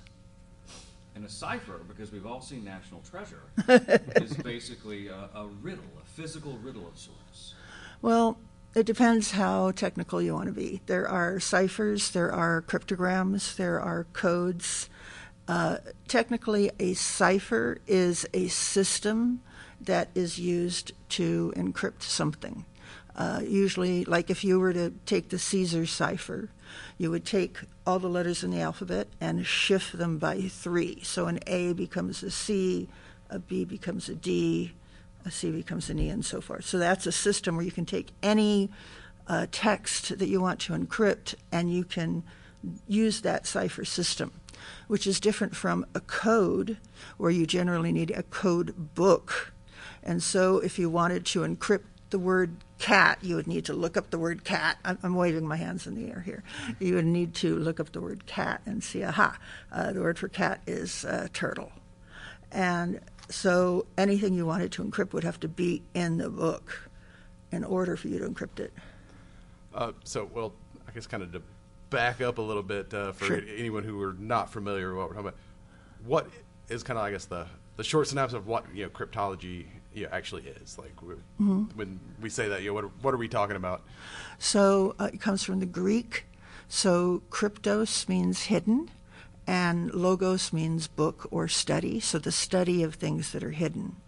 So cryptography, crypto, hidden, and graphene, like pencil, graphite, means to write. So cryptography means to create a code.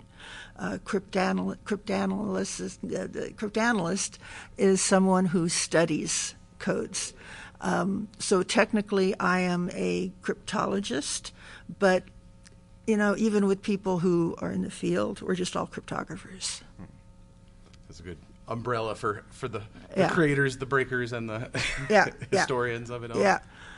Well, for the code breaking side, is there, when you first look at a unknown code, is there like, let me check the first couple things. Where do you start when you start trying to decode something that's like an unknown? Sure. Well, I take a step back and I just look at the whole thing. And I think about who wrote this, why did they write it? Was it written with the intention that it be broken by somebody? Or was somebody just goofing around and just putting down random letters, which happens sometimes? And then in proper usage, a code or a cryptogram or a cipher or anything is written with the intent that it's going to be broken. It's usually something that's used in wartime. So you have a sender who is writing something like, hey, we need to bring in the bomber planes. They need to bomb here right now, right? And it's encrypted and it's sent to Bomber Command, where they decrypt it and go, aha, we need to send the bombers there right now. And so it needs to be something that can be done fairly quickly in wartime conditions. Bombs are going off. And so you want the intended recipient to be able to decode it, and everyone along the way to be like, I don't know what this is. Yeah, exactly. So since we're not in an active state of wartime, what do you mainly decode now or create codes for? Well, the primary reason today is recreation. So you go to the store and you buy a book on crossword puzzles, and in the back there will be some codes, cryptograms that people are decrypting for fun. Yeah. There are also some famous codes that have never been cracked. So there are, and that's something that's one of my areas of expertise, is famous unsolved codes. Like that thing you heard. Yes, when I was reading about you earlier about cryptos. Oh, what, yeah. What exactly is that? Oh, I've never heard of this before this morning. I can tell you all about cryptos. Its location is why you haven't heard of it much. It's a sculpture at CIA headquarters in Langley, Virginia. It's about 12 feet tall, 20 feet long. It's a big, tall, petrified tree trunk with these sheets of copper that are scrolling out of it, like paper scrolling out of a printer. And there are about 1,700 characters that are carved through it, so you can look through the letters and see the other side of it. And it's a challenge that was created by an artist named Jim Sanborn, and it was a challenge for the employees at the CIA. Right now, we know, so it's been there since about 1990, and we know now that there are 4 codes on it. 3 of the 4 have been solved. The 4th has not been solved yet, and it's one of the most famous unsolved codes in the world. So yeah, obviously being a sculptor at the CIA, it's not like anybody can walk up to it. How did you get into studying cryptos? I had heard, and this is how I got into the public cryptography scene. It was through DragonCon, actually. DragonCon got me into this, so you guys are my peeps here, DragonCon. So I was attending some of the sessions actually at the EFF track, the Electronic Frontiers track. And these were sessions on hacking. And these were the white hat hackers who were coming in and teaching people how to secure their computers so that the bad guys couldn't get in. And at the time, they were handing out flyers with all the other stuff you get at a convention. And one of the flyers was about a convention called Freaknik, spelled Phreak, Freaknik, a hacker convention in Nashville, Tennessee.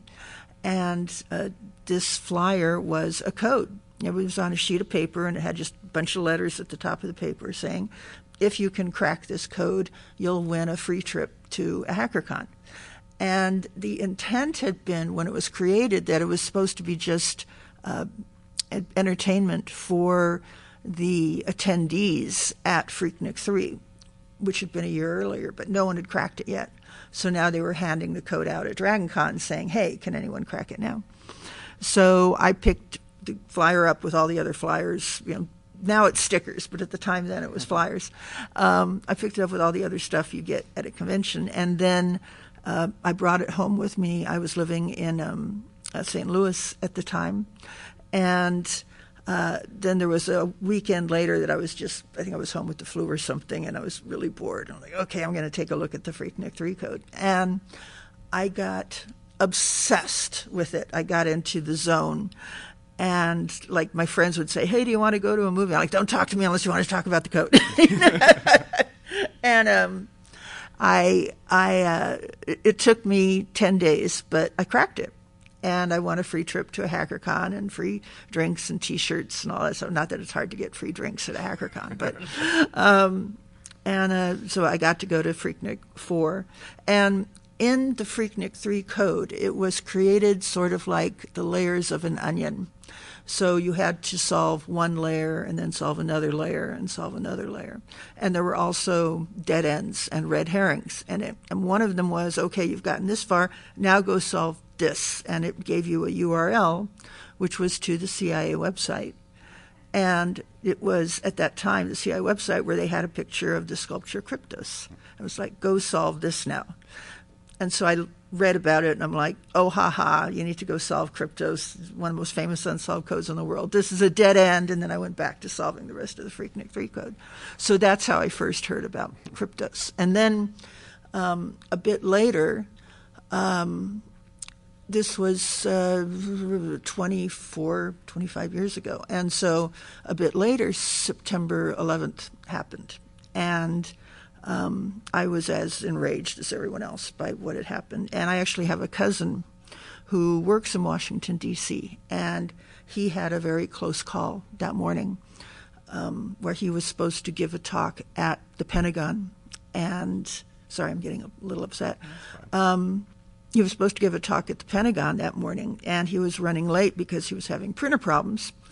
And he finally got the problems figured out, and then he was heading for the Pentagon, and he was checking his cell phone, and his phone actually crashed because of all the messages that were on the phone saying, a plane just hit the Pentagon, don't go. And the plane actually hit where he was supposed to be. So some of the people that he was supposed to brief were actually killed that morning. So, we fast forward another few months, and it was, I think it was Thanksgiving. And I flew to Washington, D.C. to see my cousin and hug him. And we went to the memorial. It was a very new memorial. You could still smell smoke and stuff. But we went to the we went to the Pentagon. We put a little American flag there, and then we were driving around, and this was my first time in Washington, D.C., and so my cousin Nick, he was saying, well, this is your first time in D.C. Is there anything else you want to see now that you're here? And I'm like, well, you. And he says, well, that's nice. It's nice to see you too. But there's kind of a lot of things to see. Anything else you want to see? And I'm like, it's like, how good is your security clearance? There's something I want to see. Yeah, right, exactly. And I said, I've heard about this sculpture called Kryptos at CIA headquarters. I'd like to go see it.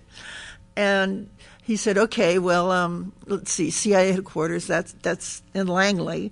And so we tried to find it, and we just failed miserably because there's no street address for CIA headquarters. You can't just, and at the time, MapQuest, you couldn't type it into MapQuest and say, take me to CIA.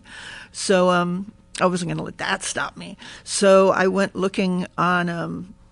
At the time, we didn't have Google Earth, but we had other ways that you could kind of see from above different areas of the city. And I sort of knew what the CIA looked like because I'd seen Tom Clancy movies. They'd get this thing, CIA, like CIA. That's the real building.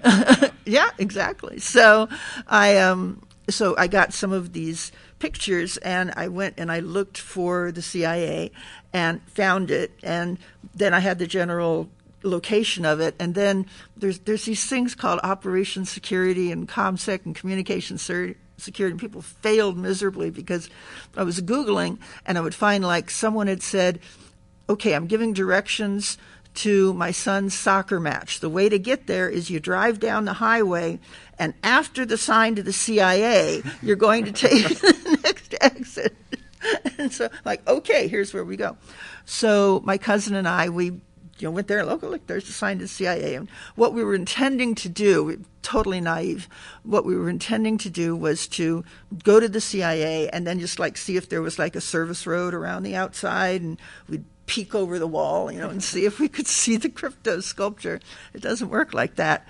You get there and you take the exit, and there's big walls with barbed wire across the top and guard shacks with big guys with guns that are pouring out, asking a very reasonable question right after September 11th.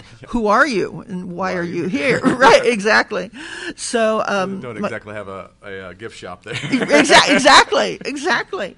So my cousin and I are like, can we talk our way into CIA? So we're like saying, oh, we're just here to see Kryptos. And the guards relaxed a little bit and said, sorry, official business only.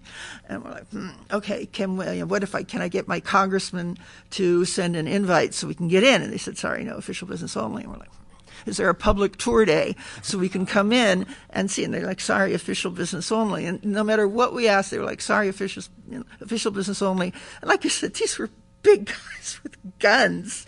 And so we finally said, okay, and we drove away. So now there's another part of my life that's going on at the same time of this. By the way, I'm totally over time. Can I keep going here? Yeah, I think we still got another 5. Okay. So I'll see if I can condense this a little bit. So there was another part of my life that was happening where I had September 11th. I'm furious as everyone else by September 11th. And I was wondering, could I help with the war on terrorism? So if you think back, nothing we remember personally, but back in World War II, there was this area called Bletchley Park, where people were helping with the war effort and cracking the Enigma ciphers. So if you've seen the movie The Imitation Game, right? And they needed a lot of people.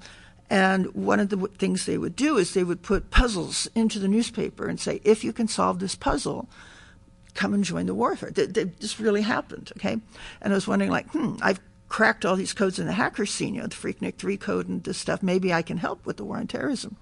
So I called up my local FBI and I said, hey, can I help? And they said no.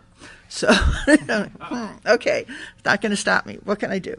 So, and I kept calling back saying, can I help? Can I help? Can I help? And finally, I got an agent who said, well, what is it that you know about? And I said, oh, well, I know about all these codes, I can do in the Freaknik 3 code. There'd been this thing like UU encoding and steganography and Morse code. And he says, wait, steganography? We've been hearing rumors that Al-Qaeda might have been using steganography as a way of planning the September 11th attacks. Maybe you could use steganography. You could come in and give a talk about steganography to us, because we're here in the St. Louis office. Cryptography is not our mission. That's like the Washington, D.C. thing. What is steganography? Aha. So steganography is a way of hiding messages in a way that it's not clear that there is a message. So remember I was talking about cryptography is like hidden and writing. So steganography is writing, but it's writing under a roof, like Stegosaurus is a lizard with a roof, right? So steganography is a way of sending a message that it's not clear that there even is a message. You mean like the fourth word has the first letter of every fourth word will give a message, kind of like that simple? It could be. It could be. Most commonly, it's something where you're looking at a picture, and inside the bits and bytes of the picture, there is a message that's hidden in the picture. So you could be looking at a picture of a rose, but inside that picture of a rose, you have an entire document that's hidden inside that picture. How long have you been cracking codes for? Well, I've been cracking recreational ciphers since I was a kid. Like, I'd buy these crossword puzzle books that would have crossword puzzles at the front and codes at the end, and I would just ignore all the crossword puzzles and just go to the codes at the end and the logic puzzles, because that's what I was interested in. And then it was Dragon Con with the Freaknik 3 code, and I was like, okay, I'm going to crack this now. And that's when all of a sudden I started getting public attention for having cracked the Freaknik 3 code that no one else had ever cracked. And it was funny because when I got to the center of it, the guy who had written the code had not made any assumption that a woman might be the person who would crack the code.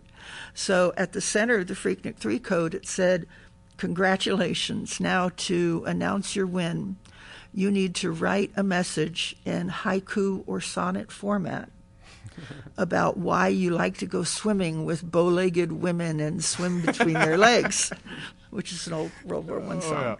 And I was like, what the? And I wrote a haiku.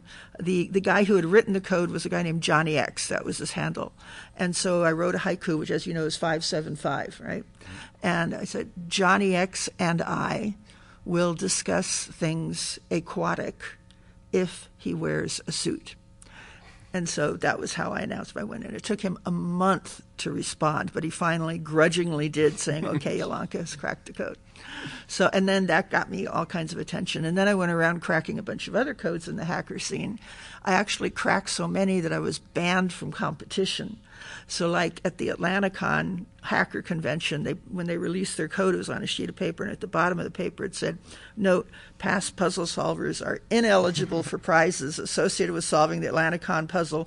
Give someone else a chance. Elonka. You get too good at being an amateur, then you got to go professional.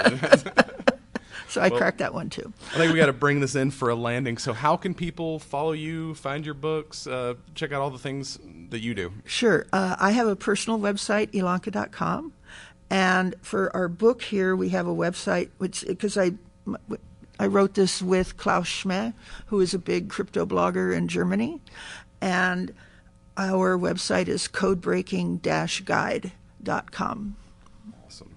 Well, thank you for your time. This has been immensely educational. And enjoy the rest of your con. Any final words from you? Yeah. Thank you for your time. Yeah, I'd be happy to keep talking for hours. I will be giving here at Dragon Con later today. I'll be giving a talk on Cryptos and other unsolved codes. And then tomorrow I'll be giving a talk on Crypto 101, which is how to crack codes. And then on Monday, I'm giving a talk about two big codes that have been cracked recently and how they were cracked. And one is the Zodiac Killer ciphers, and the other is the cipher. There were a bunch of letters by Mary, Queen of Scots, that were just discovered and decrypted. And I'm going to talk about how that whole thing happened on Monday. Sounds awesome. It, yeah, it really is. And that's...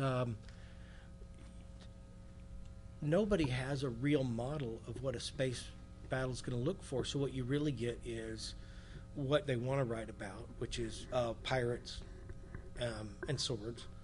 It's what I always want to write about, is pirates and swords. Or David Weber was writing about the French Revolution, So he wrote the end of the war with England and the French Revolution. He just used space battleships and missiles instead of cannon.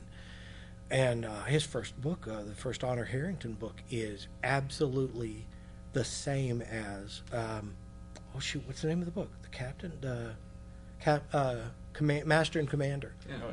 You spend freaking 400 pages getting to know her crew, and 30 seconds blowing them away. Which just I am very empathetic, so sometimes I tear up a bit. It's not. Don't be alarmed. It just happens to me. That series really should have taken off, the movie series. 'Cause it was a great Master and movie. Commander. Yeah. Oh God, yeah. Well, we kind of jumped straight in the conversation, so without an introduction. So let's pause and introduce who we're talking to today. Hi. We're here with Hawkings Austin, author and many other official things. So yeah, I'm the average author, historian, scientist, LARPer. I've done a few things. Of course, I'm not a kid anymore. Yesterday was my birthday. I'm 57. I've been doing all of this all the time. And so, yeah, I really am everything.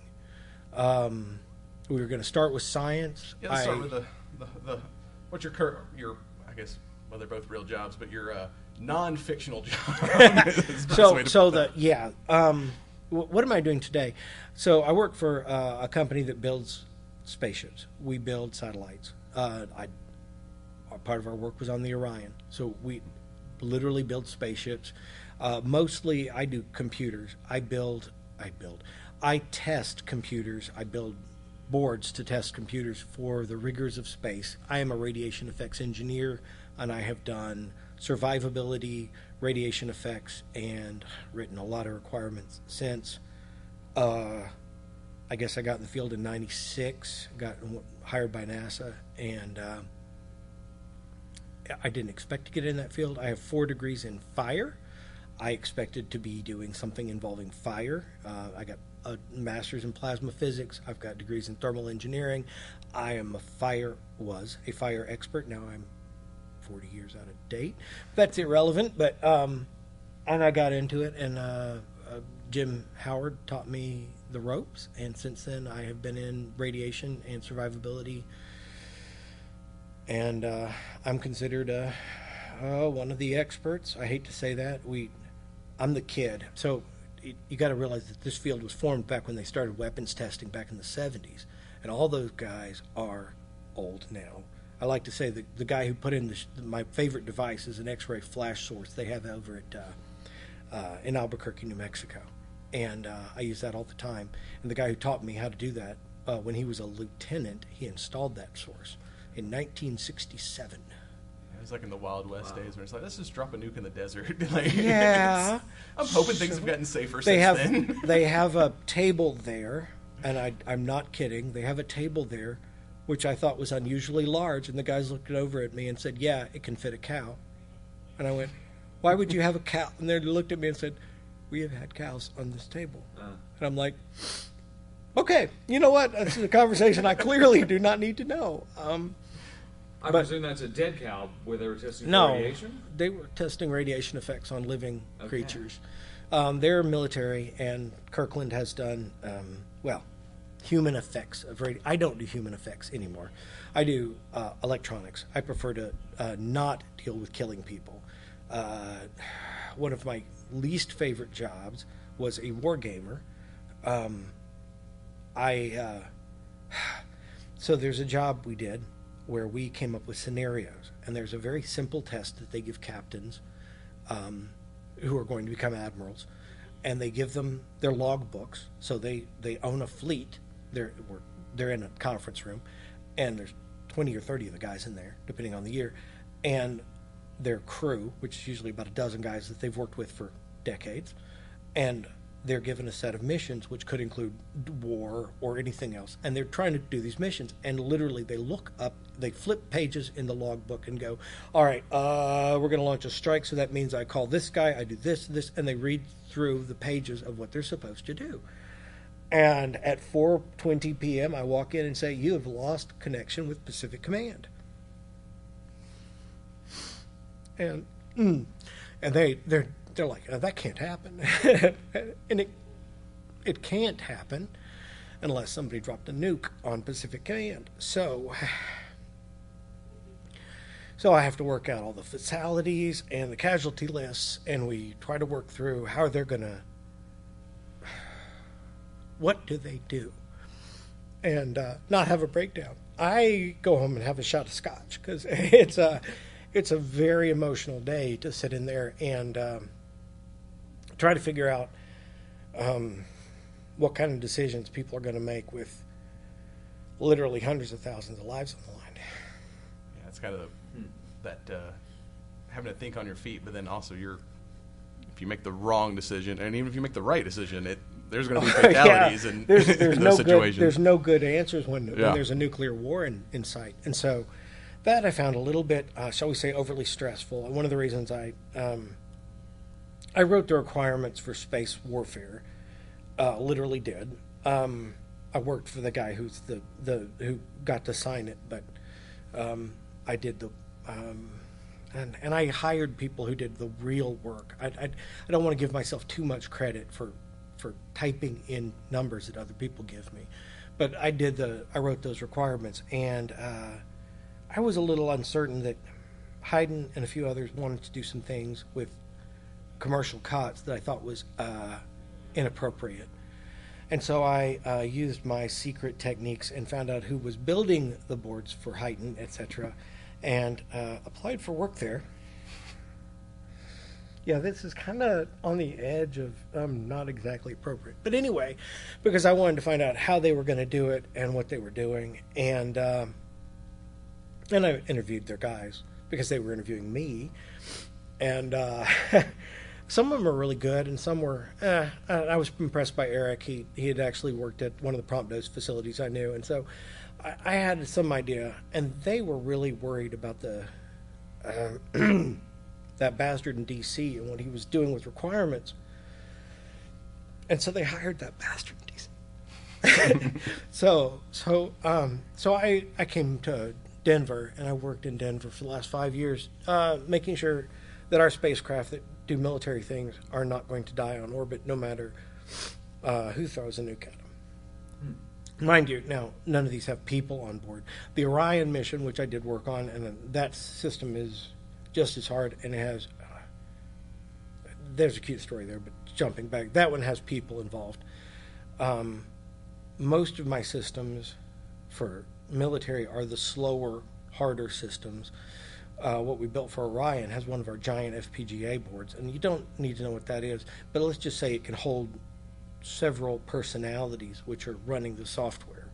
So you design it around, here's a digital processor, and here's a docking cam, and here's a couple of things, and so you turn the dial, and literally you're loading different software, firmware they call it, and then, okay. Turns out that their good hard computer that they designed to do all the rest of the mission was so slow and ineffective that they went ahead and put all the software on our computer and let our computer run the whole mission because it ran it much better, and we decided the whole three personalities weren't necessary as big as our FPGA was, so it ran all three personalities at once, and in fact ran the entire mission, and now the main flight computer is a backup. What are building, other than, like I said, a desk, what's the kind of difficulties people don't think about when building a computer to operate in space versus something so the here? First one, and I literally, this is the first lesson I teach, when I teach. When they design, you assume it's going to work, and you design something like, a cell phone, and why would it not work? Stop. It's going to stop. It's going to break. You're going to be on orbit, and it's going to fail. Now, what do you do next?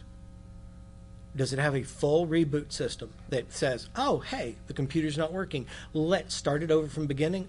It's not reaching its first waypoint. Let's reload the waypoints. Let's get it all back in together. Tried unplugging it and plugging it back in. Right, exactly. And no IT guy is going to go up on orbit and do that. So you have to set that up so that if everything fails, it decides to call home. And it doesn't wait on somebody to come up there and touch it, because no one ever will again. And designing a system that is self-sufficient from the ground up. So if it was your laptop, it would automatically go, man, this program isn't working well. I'm going to reboot this program for you. Now let me insulate it into a separate area. I've rebooted it. Is it clean? Is it working okay? Does it pass the checks that you wrote up? We wrote a full test series. Okay, it passed those tests. I'm going to allow this software to work, this hardware to go again. Does it work? Okay, it's finished our check sequence. Now we can go back to normal operation. So you have to have an oversight system designed for everything, even the oversight system. And so, yeah, it's a redundancy all the way back to, at some point you've got an MRAM, which is a giant chunk of crystal, which can't possibly be upset or die. And it's got an ASIC cut that will reload this little FPGA that will restart everything. And that's my third in the sequence. And so, yeah, I've been doing this work since '96. I'm good at it. Good at the military level or at the human level. It's hard. But honestly, the problem most people have is that they trust a bunch of college students to figure it out, or a really smart guy to figure it out. And honestly, while being smarter than me wouldn't be hard, it doesn't get you to the answer. The answer is, what is the last 50 things that have gone wrong with the system like this? Let's go back and see which of those are going to happen to our system. And we're not going to expect it. So expect everything. Anyway, the more I get involved in the program, the more they end up doing redundancies, and they hate me. So they try to keep me out until such point as they realize they need about 6 more redundancies. Sitting around trying to think of what's all the things that can go wrong. It's just pre-planned for all contingencies having contingencies. So I have one other advantage that they don't have is I'll take the system that supposedly works and I'll take it over to a radiation environment like a proton gun, and I will break it. And I will write up all the interesting ways that it dies horribly in orbit, and then send that back to their programmers and their hardware designers, and they're like, but this can't happen. I'm like, yes, clearly it can. Here's the logs. Here's the run logs. I did that. And they're like, oh well, I guess we should have a meeting on. Yeah, okay, we'll fix this. Anyway. And then they fix it and shoot it back to you, yeah? I rarely get them a second time. There's a few military programs where I've spent 5 years with a board, and that one I did. 4 years with a board. And in the end, we did the most ridiculous task that has never been done before. I took a functioning satellite system, thump, 250 pounds of of a box. It's a big, giant aluminum box, 50 cables coming out of it. Had to shield all those cables, and then I shot that box. With radiation? Yes. With a giant, it's called the Short Pulse Gamma. It's a little facility that they have on the West Coast. And they use a 6 MeV gamma rays, and it will, they're technically X-rays, but blow right through the box. Aluminum's essentially transparent to it.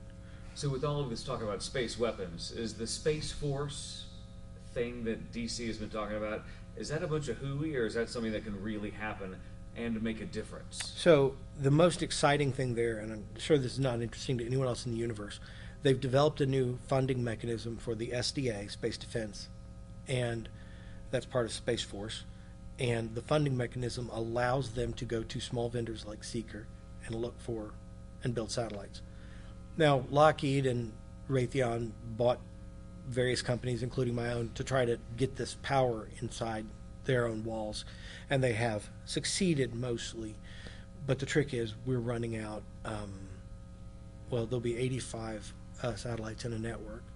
They'll use lasers to communicate with each other, and you will have instant communications for the military across instant light speed communications across the globe of gigabit size, so you can take images, tracking for reasons. You might want to image and track something, okay, fine. I don't want to get into that too deeply, but it'll be transported to a cute little room somewhere in Albuquerque, New Mexico. There'll be a guy sitting at a desk, and he'll be watching this object they're tracking in whatever country it might be in, and it'll be all over. And that's what Space Force is starting with. Complete communications. What they're going to move to, complete detection, and then hopefully ways to intercept missiles in space. That's I'd say above my pay grade. I don't have a doubt that it's going to be in my pay grade soon enough, because that's probably what they're going to hire me to do. But how long, time-wise, do you think it'd be before we get like actual like military spaceships, not just the satellites, the observation and detection we're working on? I wish now. I knew. I think it's decades, centuries. Decades. I would love to be, out there in a space patrol cruiser shooting my lasers. That would. Is it a dream? Absolutely. And I'm going to have armor, and I'm going to have a sword, and absolutely. I can't imagine it not being every kid's dream to have their own freaking spaceship. Who wouldn't want one? My characters in the Book of Ramon, they're driven by the concept of getting a spaceship. 5 minutes? I need to do this 10 times, guys. Well, that kind of leads us into your other career here as an author. Like, what made you run from like hard science to fantasy and sci-fi? So I don't watch a lot of TV, and I have a lot of hours in the day. Now I have a kid and a wife, and that makes it tricky, but I used to run D&D campaigns. I'm always telling stories. And so when I was less employed between two jobs, my wife said, write one of them up. And so I wrote down The Broken Man, and 2 years later that got published. And so it was kind of a D&D based sort of, and I'm also an historian in my great spare time. I read history books as much as anything else. And so I have been studying Irish history, and I brought all that in. And then I have so many stories, I keep writing them. And I don't want to go through that. I shared it with you earlier, the whole Mark Center debacle. But I haven't been able to write science fiction for most of my previous employers. And under my current employer, they know and they don't care, as long as I am not touching proprietary. If I don't tell their proprietary stuff, they don't care. And they're, mind you, occasionally they'll come out and they'll read my author description at meetings and laugh a lot. So I'm a nutcase. They know that, and they put up with it. I dress in armor and I go beat people with swords. I've got a lot of hobbies. Yeah, I imagine you spend so much time in real stuff that it's like the fantasy is like you got to get completely out of that to like rest the brain. I mean, who really wants to spend their? Well, you know what? I know computer geeks who spend their days talking about computers, and I'm a computer geek, and I'd like to talk about fantasy characters and blowing up things, and let's be geeky and have a sword fight. I mean, for goodness sake, that's the worst part about spaceships. The chances of there being a real sword fight is real minimal. Okay, that's the worst part. So, has your employer ever had to kind of say, "Don't put that in a fantasy novel because it blurred the line just a bit"? No, on fantasy, even my most critical security advisor, Castle Brave, starts with a security alert, security notice, because I'm a complete geek. And after he had disproved, he had not approved my previous two novels, I sent him Castle Brave's security review. He wadded it up and threw it at me, which tells me it was approved. It's a military-based novel, and it's very related to what we did at Ditra. However, it is completely fantasy, and he doesn't care. As long I can put in a nuclear weapon, and he does not care.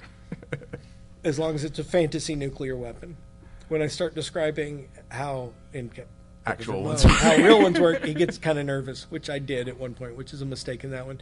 But in Castle Brave, note, not Castle Bravo, I don't describe any actual nuclear weapons. So there it works. Who are your books intended for? What age group? So my daughter's 12, and she can read Pure Poison. It's clean.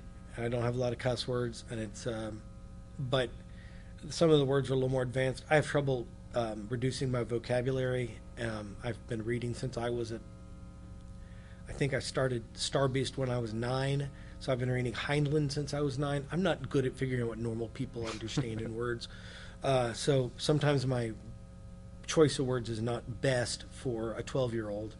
But as their word at college level, if you can read college level, I don't write anything that nobody can read. I don't put sex scenes in my books. Violence, yes, there is gosh awful amounts of violence. My books are all entirely people sitting around talking and then lots of violence.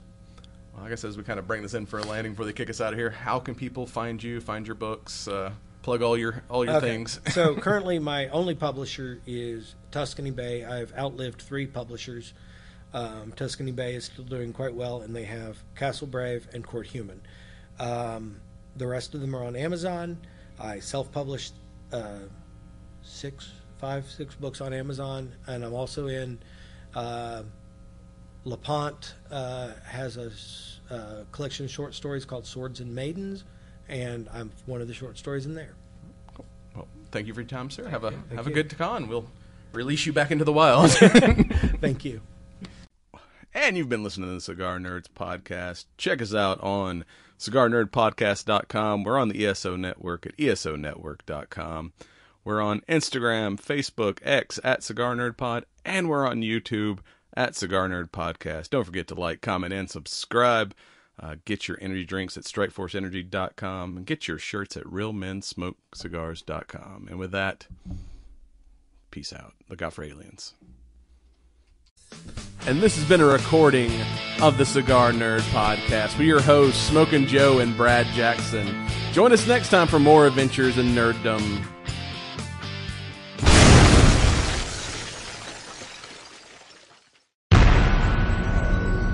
This has been a broadcast of the ESO Network. Be part of the crew and help support our shows by donating to our ESO Patreon or by shopping at the TeePublic store, which can all be found at www.esonetwork.com. The ESO Network, your station for all things geek.